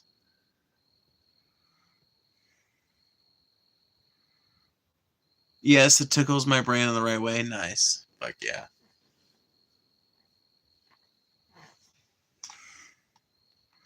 Holy fuck, my high ass brain needs a sec to process that. I didn't hear the Paul reference until now, but I too will be stealing that one. Yeah, dude, it's a fucking classic, bro. And there's a million little lines like that that have been said by somebody in the show, some of which I have incorporated into just kind of like my everyday, not my everyday speech, but it's something that I'll bring out every so often in a specific situation. Like if someone uses one of those tired old platitudes on me, all I can think of is, um, all I can think of is Paul saying that in response to I think something Brett Keane said. Maybe I don't fucking remember. That's the fucking problem. A lot of times I don't remember the context, but I'll remember the line.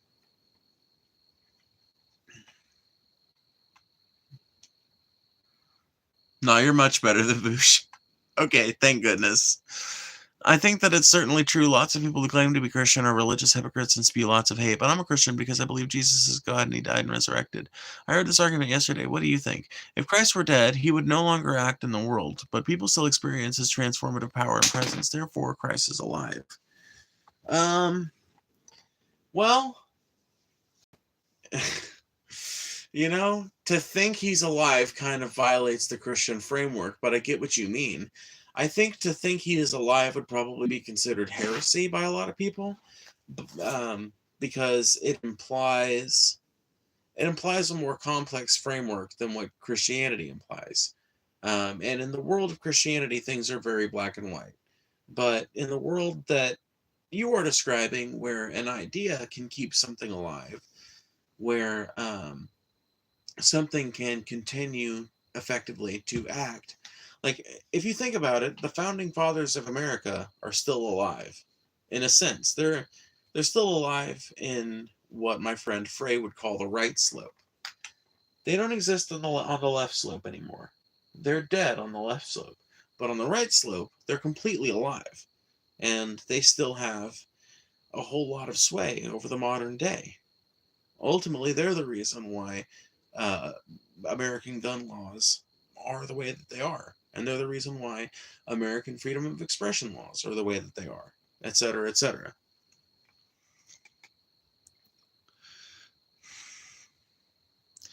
No, you wouldn't be the cursed offshoot. You exude wholesomeness to me, plus you have a great intelligence of razor wit. Well, I don't know about all that, but I like to think that I'm able to carry myself fairly well.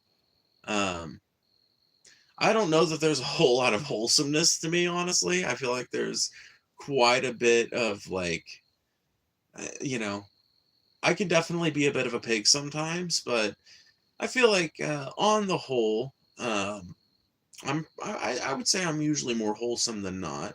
Even when we're talking political topics, I like to think that I'm a pretty approachable person that is able to tell it like it is, but is also able to tolerate another opinion long enough to argue about it.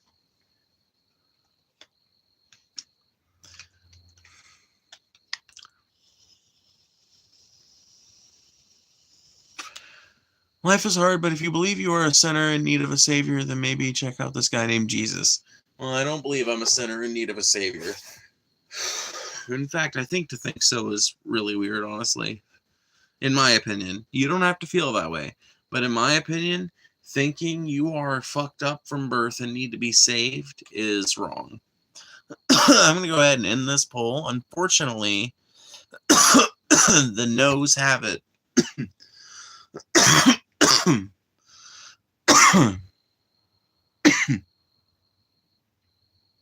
Unfortunately.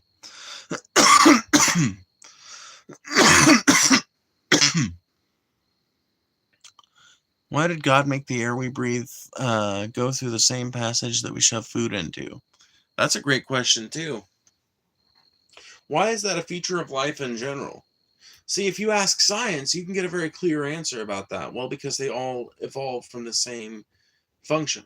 Because it's only on the macro level that it's only on the uh, uh, uh, like it's only at the multicellular scale and the massive organism scale that respiration and food consumption, as in energy intake, are different processes. That is not true on the cellular level. On the cellular level, they are interrelated processes, directly interrelated processes. And so,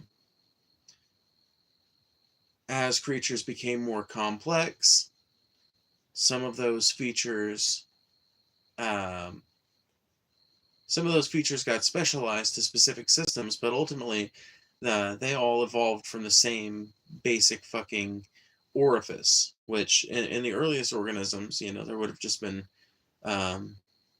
one. Well, it's like sponges. Look at a sponge, for example. A sponge is a great example of a creature whose respiration channels are the same as its food intake channels.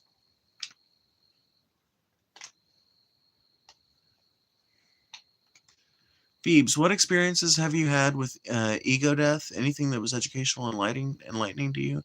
Can it be that way for everybody? Let me go use the bathroom and I will answer that.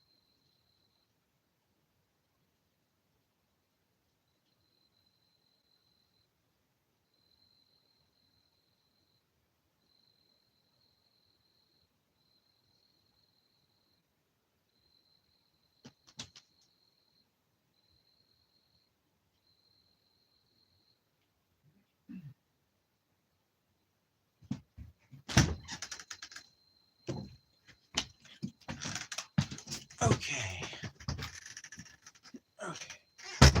There we go. Yay. Okay.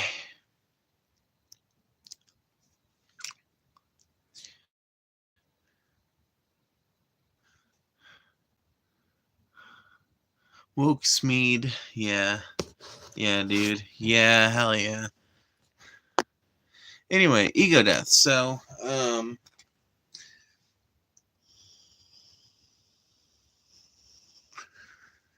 I had what I can only term an ego death experience at a rainbow gathering in 2022, the Colorado Nationals. I was tripping acid in line for Nacho Mama's nacho line, and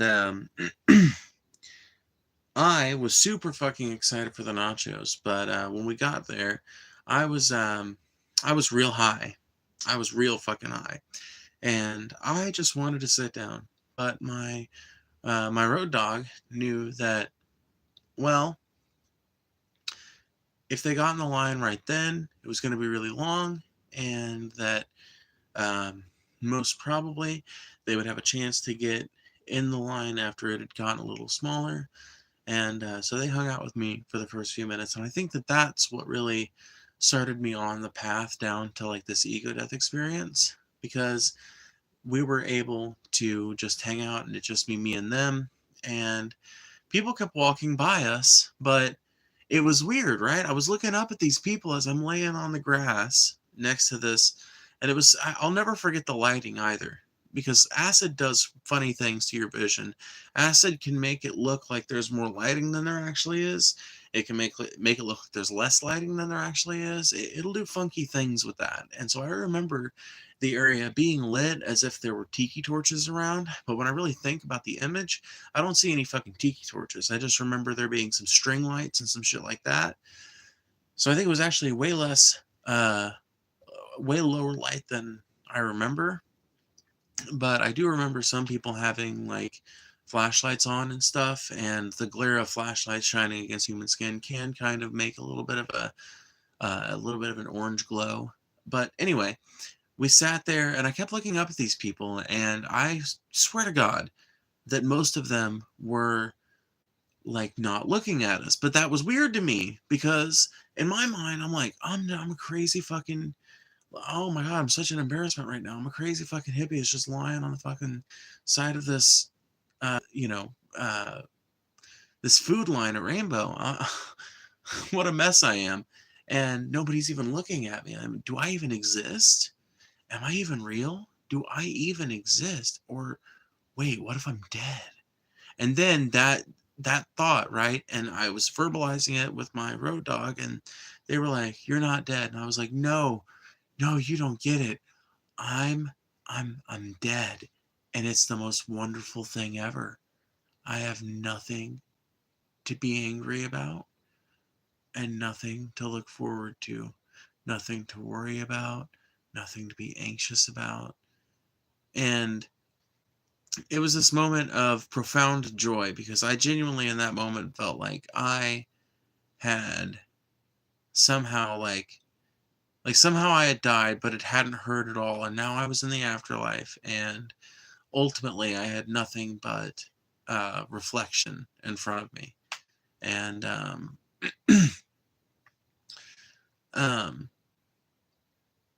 a few minutes into feeling this way, my road dog gets up and they get into the nacho line. And at that point, I start getting way more introspective. And at this point, I no longer feel like I'm dead. Now I start to feel like I'm alive, but I'm just an observer.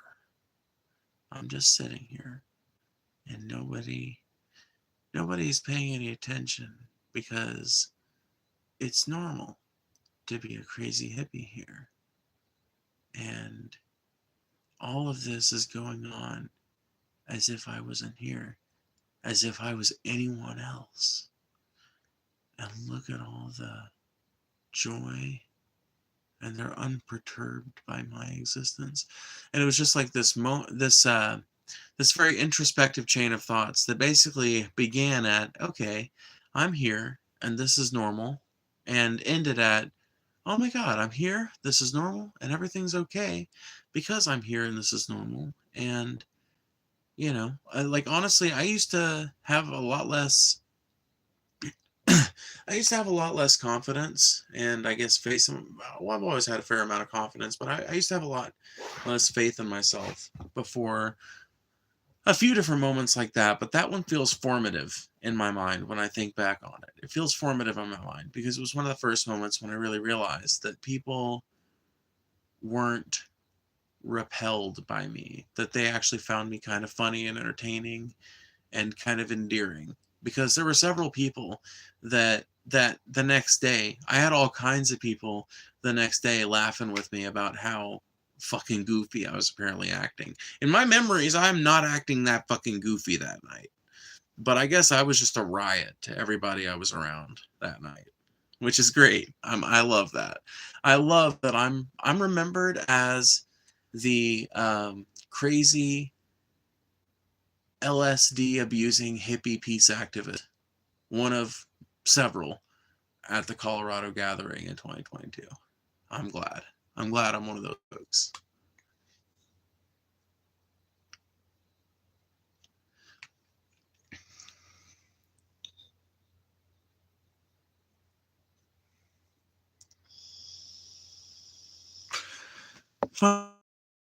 Around is like 1 minute of that whole 24 hours. I would be shocked if it's even a minute, but yeah. Yeah, I guess it probably makes sense that it'd be a minute. But yeah, I mean, human beings have been around for a very, very, very short amount of time compared to geological time, compared to like the whole fucking time span of the like known history of evolved life.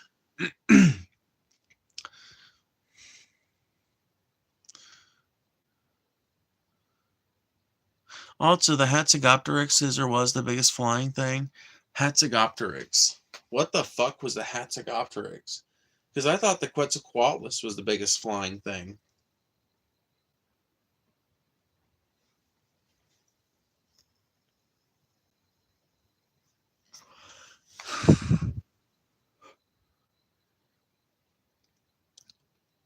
It's an interesting idea to think about how people adopting beliefs from dead people is in a way keeping them alive.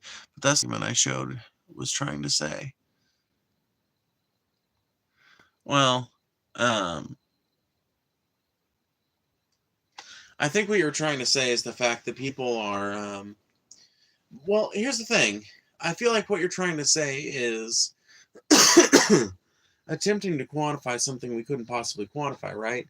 Because, like, we can talk all day long about how Jesus might have a transformative effect in these people's lives in terms of their internal lives, but in terms of, like, what that effect actually is in measurable terms, we're talking, like, what influence did it have over their lives? What changes did they make in their lives on the basis of that decision?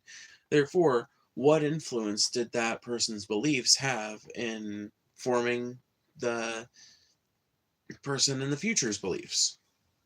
And I think when it comes to that, yeah, like I said, Jesus is still alive, but by that same standard, there are plenty of people that are, you know?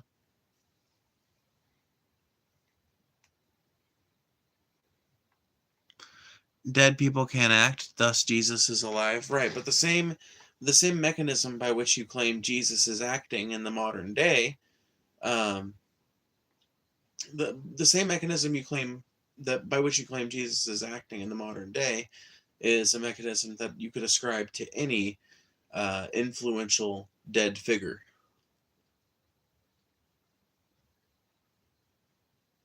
Like, I could talk about the transformative effect that Lane Staley had on me when I first started listening to his music. That doesn't make Lane Staley the savior, you know?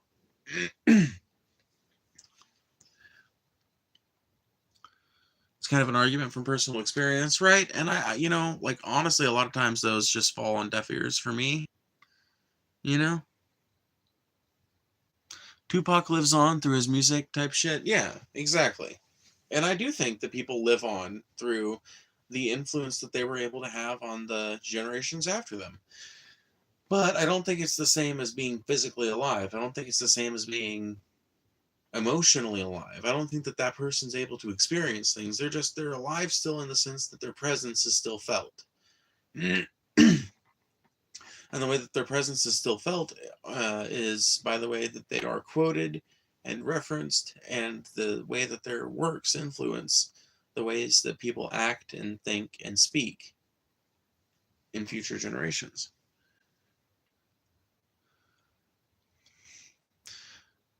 Michael Jackson, when he was alive, he was basically Jesus coming back. I mean, for a lot of people, Michael Jackson was like the pinnacle of celebrity for maybe all of humanity. Who knows if we'll ever see another celebrity on the level of Michael Jackson? You know, it's something Paul Seego has said a lot, and I've made some arguments with him every so often, but I do that mostly out of a desire to play devil's advocate. I'll be completely honest with you guys. I really don't know that anybody else could ever stack up to Michael Jackson, just in terms of sheer intergenerational appeal and mass appeal and intercontinental appeal. Everybody on the planet Earth wanted to hear Michael Jackson sing.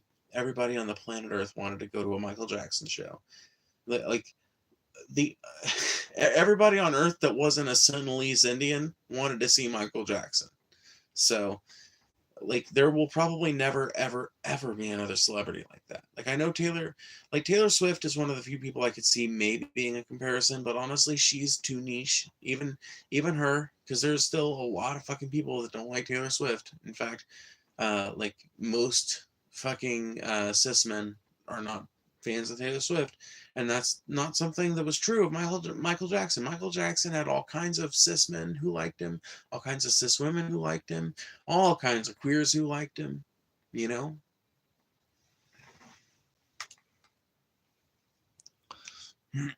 Not Taylor Swift, no. No, it can't be. No, because she's not intergenerational enough. She's not, she doesn't appeal to both genders the way Michael Jackson did. You would have to think of somebody that both genders just adore listening to, and that doesn't exist these days. I can't think of one. Maybe Kanye? Maybe one of the big rappers like Kendrick or something. I don't know. But I wouldn't say any of them are on the level of celebrity that Michael Jackson was at. I mean, Michael Jackson was the type of successful that he could go into one of these super fucking high class superstores. I watched this fucking video where he does it, where he goes into this super fucking expensive store and he buys like multiple millions of dollars worth of merchandise while he's there. Just casually too. Just he's like, oh, that'll look really nice in the living room. Let's get that one. You know? Dude knew what he liked.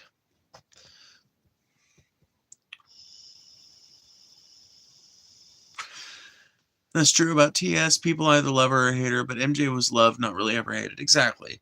There are some people who've come out in hatred of fucking MJ since the allegations, but most people recognize that that's spurious at best, honestly. Wait, what about Elvis? Well, Elvis was maybe the first kind of celebrity like that. What I'm saying is not that Michael Jackson is the only one like that. Let me retract something I said earlier. Earlier, I said that he was the only one humanity will ever know. I do think that maybe he reached a pinnacle no other person ever got to, but there are a few people who have gotten close. I just don't think any of them have gotten close since Michael Jackson. I think Michael Jackson was perhaps the end of an era, because I think you're right. Elvis would have been probably the first artist to become popular in all kinds of different countries. Followed very shortly, of course, by the British invasion, where a bunch of British artists became fucking international superstars. Starting with, as far as I know, the Rolling Stones and then the Beatles and then,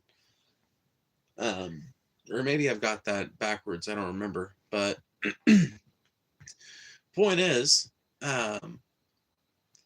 over the course of like 40 years, we had a bunch of different musicians get to this pinnacle of their artistic talent, where they're going across the fucking planet to be able to perform, and doing tours all across Africa and Asia and Europe and America and South America, and they're just appearing every fucking where, and there's just like massive fucking throngs of people everywhere they go, and that I don't think has existed since MJ. I feel like he was the last one. I feel like nobody else has quite been able to rise to that level since then. I don't know. Someone do some Googling for me real quick. Someone look up what was the biggest show at Madison Square Garden in the last 10 years. Do you have a favorite musician? Probably, oh, fuck. No, I don't. I love a bunch of musicians. I have like a top five. My top five would be Dallas Green of City and Color and Alexis on Fire fame. Neil Halstead of Slow Dive fame, also solo performer. Mischief Brew / Eric Peterson / The Orphans.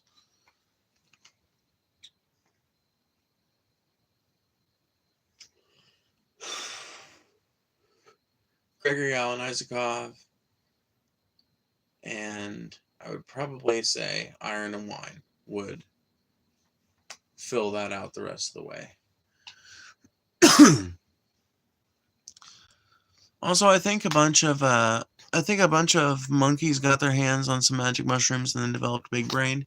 Oh yeah, I tend to agree with stoned ape theory. I don't know that it completely and fully explains it, because you cannot understate fire had on our brains, but right, it has to make, like, one has to wonder, how did we go from a species that didn't use fire to a species that did? Who knows? What if an uptick in mushroom consumption happened right around the same time that happened? What if they're commensurate events? I don't know. I think it'll be really interesting to learn more about, like, as mushrooms become less criminalized and shit across the Western world. It'll be really interesting to see some more research into these topics and to figure out, like, where exactly did we start using hallucinogenic drugs, and did it play any kind of role in our evolution? Is it part of the reason why we think the way we do? Is it part of the reason why we have speech and fine motor skills and hand-eye coordination and all this other shit? Is it part of that? Is it related to that at all? Because who knows? Maybe it's not. Maybe it literally is. Because, I mean, there's like a perfectly sound evolutionary explanation for all of it. So who knows? Maybe it's not tied in at all. Or maybe it's tied into some deeper psychological shit. Like maybe early human consumption of mushrooms and maybe habitual usage of hallucinogenic substances throughout the existence of humanity. Maybe that's why we're such a contemplative species. Maybe our species just loves to fucking expand our brain. You know? Who the fuck knows?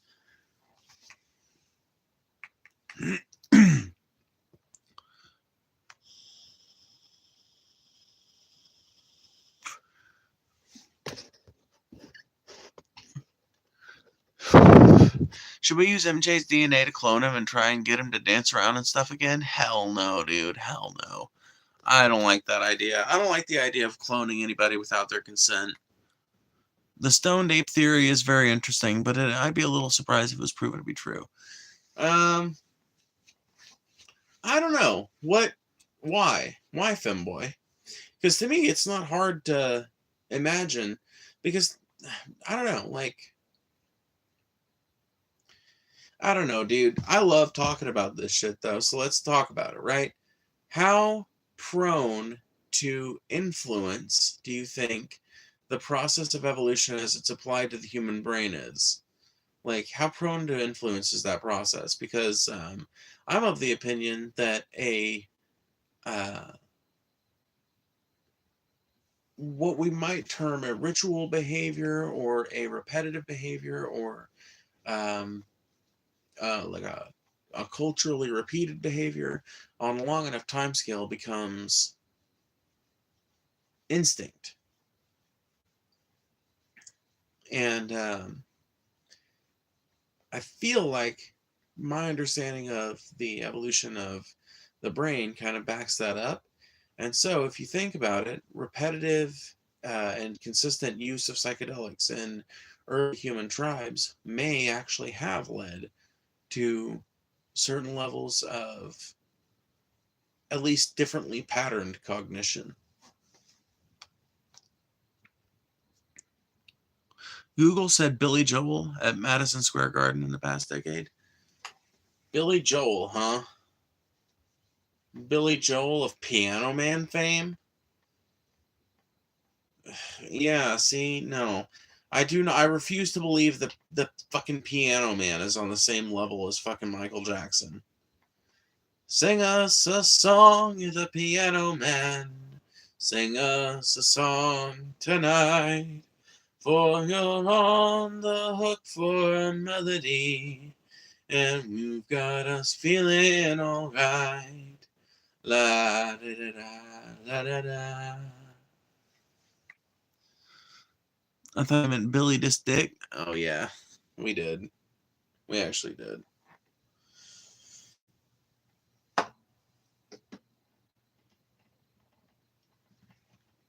yeah, femboy, if you've got like a really strong reason why you think that there's no way that stoned ape theory is going to be proven to be true, I'd love to hear it, because I don't know, to me it sounds perfectly sound enough. I don't necessarily think that the mushrooms changed anything in one generation about the genetics of any given individual that did mushrooms. What I think is that maybe these mushrooms were like highly used in some cultures that we've lost any sort of historical record in, and maybe that use went on for so long, and some of the behaviors that were associated with it became so ingrained that maybe it's informed some of the way our psychology works in the modern day. Or probably because we are the chosen ones. Do what now? The chosen ones? What now? Do you think Jesus actually walked on the earth 2,000 years ago? No. I think a number of Jewish preachers have been like condensed down into one dude. I like Prince. Prince is alright. Well, Phoebe, I have some opinions on you favorite artist list. Okay. Okay.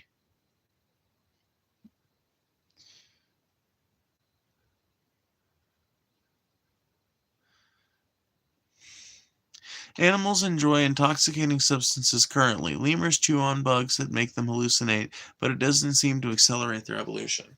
Well, I don't think stoned ape theory says that it accelerated their evolution, did it?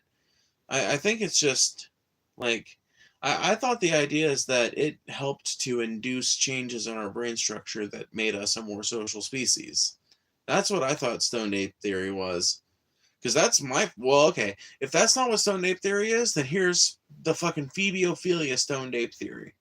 Human beings have always been a social species, but our consumption of mushrooms and other hallucinogenics in our early days contributed to further development of those social abilities and further refinement of them that otherwise might not have happened.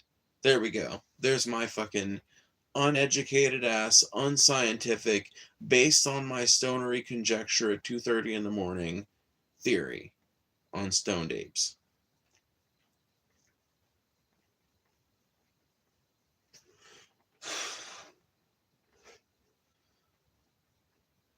A stoned ape comes up with a stoned ape theory.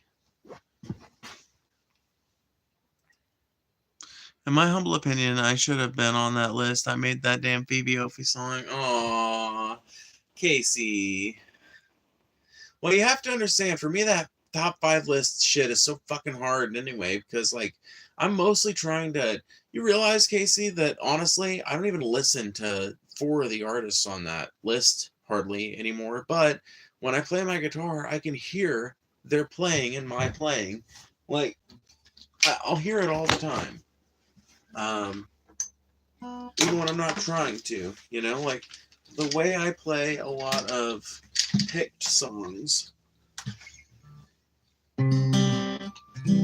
Why does it always have to be out of tune? Why does it always have to be out of tune? Why can't it ever just stay in tune? Why can't it ever just stay in tune? Why can't it ever just stay in tune? Why can't it ever just stay in tune? Why can't it ever just stay in tune? Why can't it ever just stay in tune? Why can't it ever just stay in tune? Why can't it ever just stay in tune? Why can't it ever just stay in tune? Why can't it ever just stay in tune? Why can't it ever just stay in tune? Why can't it ever just stay in tune? Why can't it ever just stay in tune? Why can't it ever just stay in tune? Why can't it ever just stay in tune? There we go. Okay, so when I play like a song that's picked, it always ends up having a very Neil Halsteadish feel to it. Like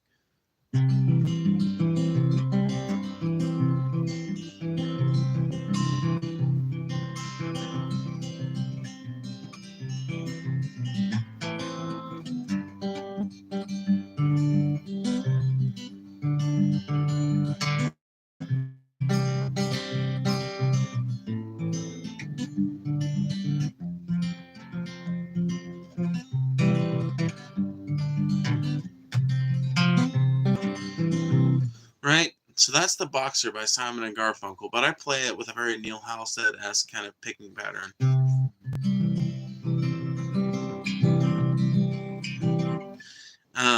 But if I play a song like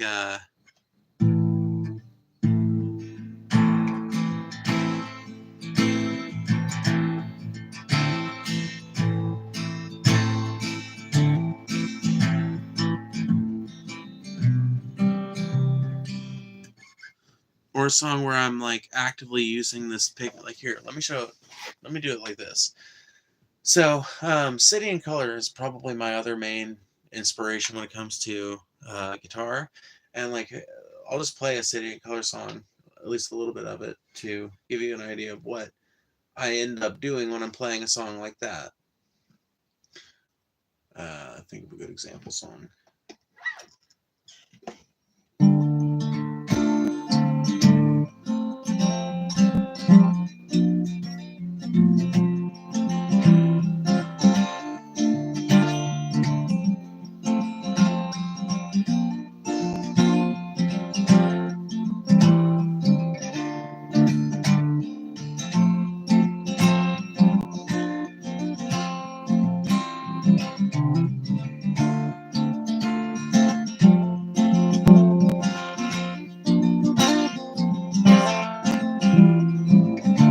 Right, so when I play the songs that I play, I will notice little bits of their playing styles in my own shit.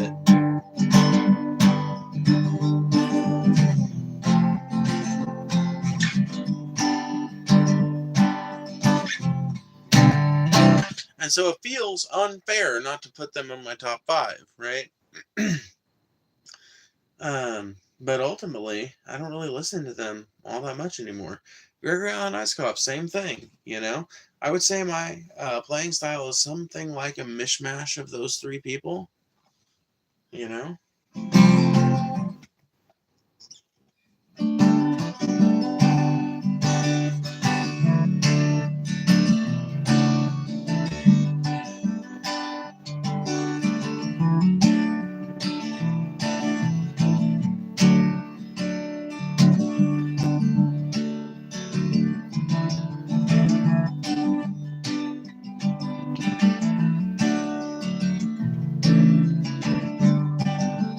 This is basically a gospel song. And since we have some Christians in the chat anyway, I'll play it for you guys.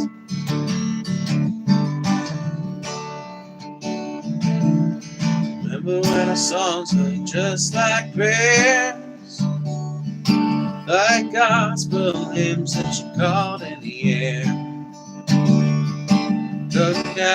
Come down, sweet reverence, unto my simple house and read.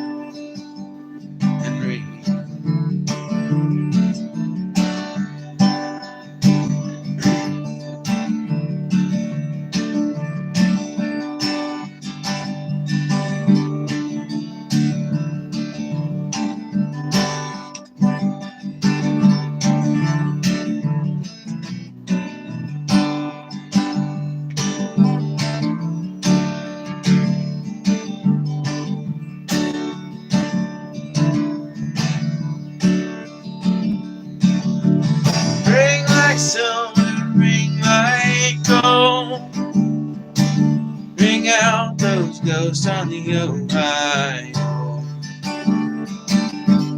Ring like the day wedding bells, with the belly of the beast with the sword that fell.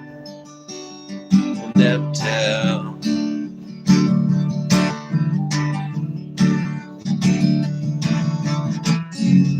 Come to me, come clear on that scene.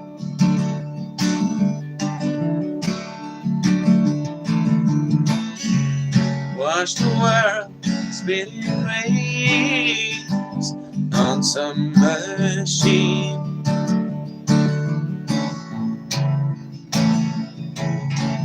I've been crazy, couldn't you tell? threw stones at the stars, but the whole sky fell down, covered in strawberry up on the table. And I drank and I sang fast in the steam. Whoa, whoa, whoa.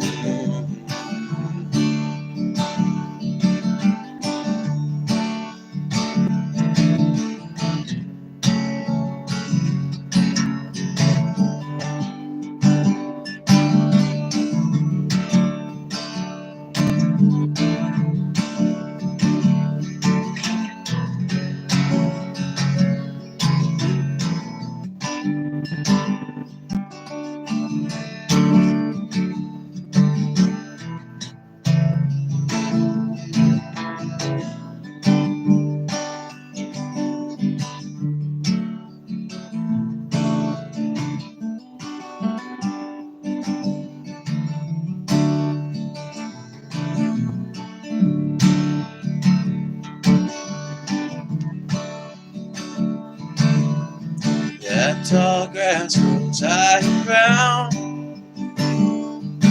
Well, I drag you straight in the muddy ground, and you send me back to where I roam. Well, I cursed and I cried, but now I know. Now I know.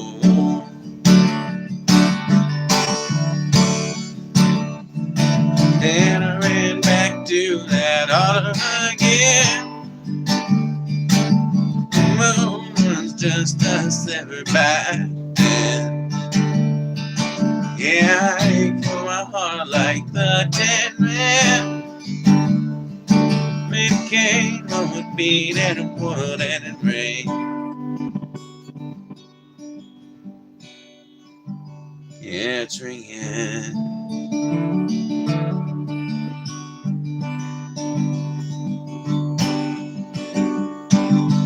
Ring like crazy, ring like hell. Turn me back toward that wild-haired gale. Ring like silver, ring like gold. Turn these diamonds straight back into gold. Turn these diamonds straight back into gold. Turn these diamonds straight back.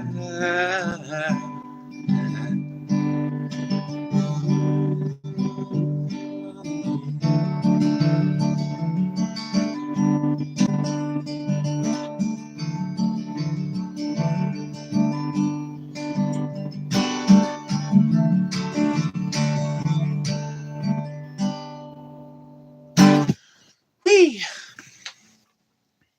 Sing a song about beer and trucks.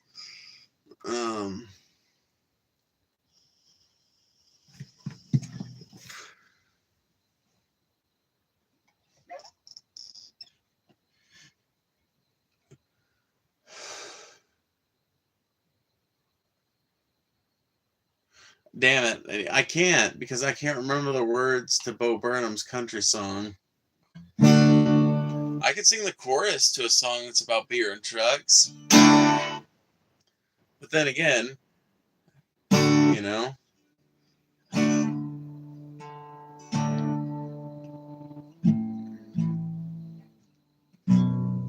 Alright. I could sing in Mandarin, still not Mandarin. Let me see if I can remember enough of the chorus, okay?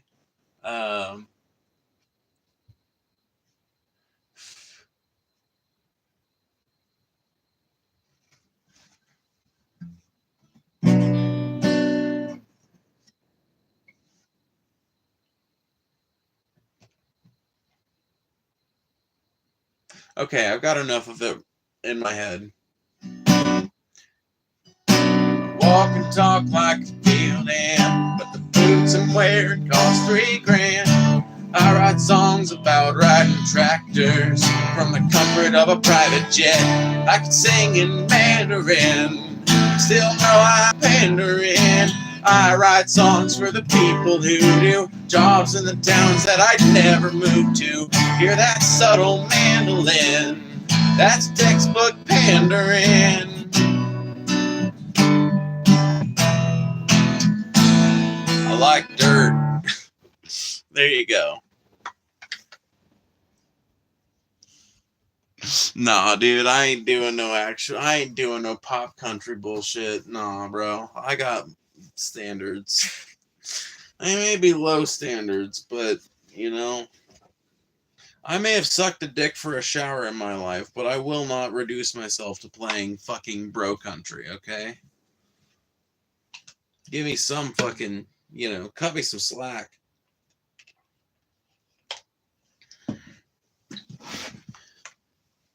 Let us not debase ourselves in this manner.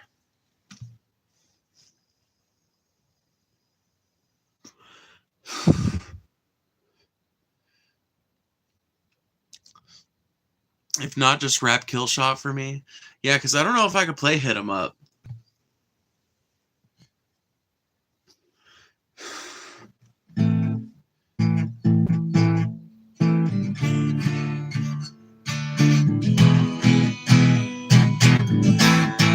Okay, yeah, there's the beat, but that doesn't mean I can rap hit 'em up and play at the same time. I've never been able to rap and play.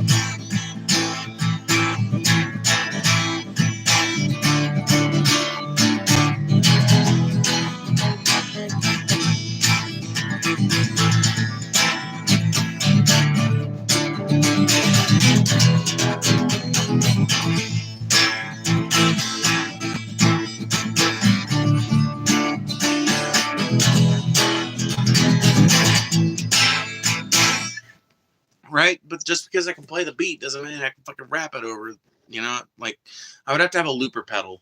That's the only way I can fucking possibly conceive of to get over this block that I have.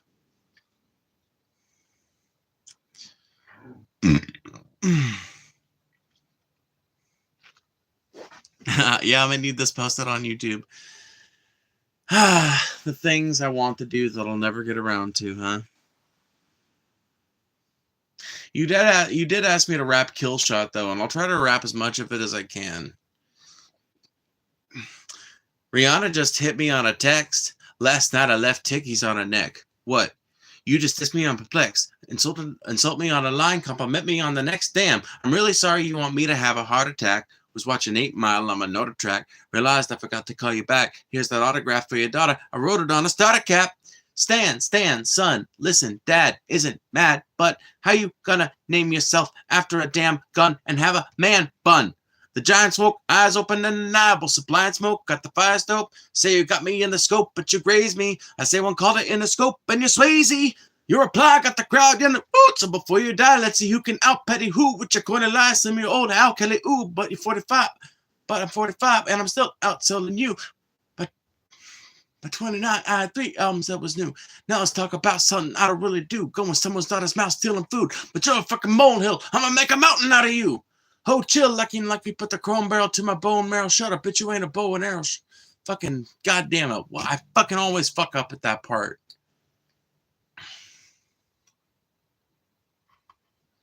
Are you eating Wheaties or Cheerios? What the fuck's in the bowl of milk? What the fuck's in the bowl? Milk? Wheaties or Cheerios? Because I'm taking a shit in them, Kelly. I need reading material. Dictionary. Fucking goddamn it. That's such a good song, but I can't remember all the words.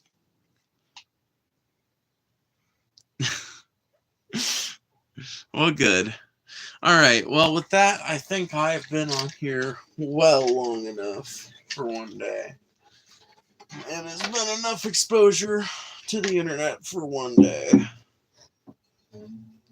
So I think I'm going to get off of here, guys. Thank you guys so much for participating. Thank you to everybody who has super chatted. I'm sorry that I have to get off of here because I know you guys are probably looking forward to it. Well, I guess we can hang out for a couple more minutes because y'all are booing and shit. Man, fuck you guys. Fucking encore wanting motherfuckers. I'm just kidding. How could I shit on you for wanting me more? I love you too. I love you guys. Y'all are cool.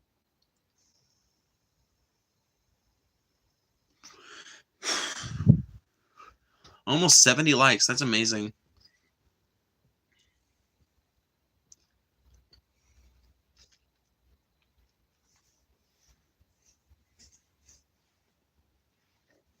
The views were crazy today, though. Not over the last hour, but the first, like, hour and a half were pretty fucking wild.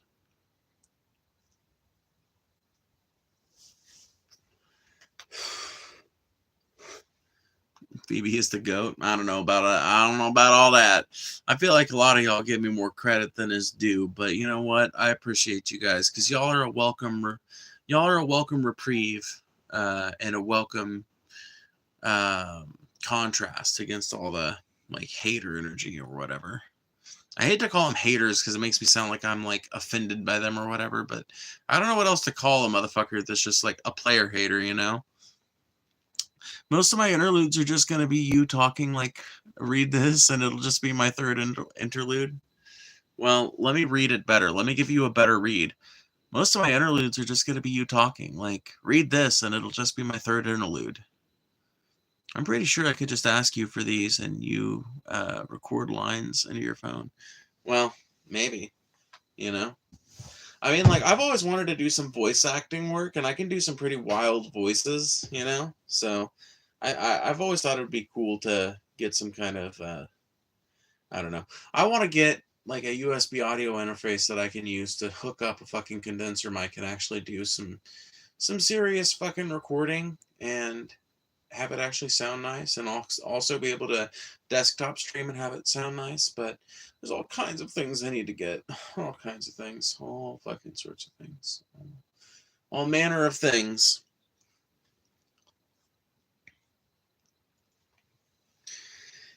Anyway, I'm going to go ahead and go. Thank you guys for hanging out. I appreciate you guys, and I will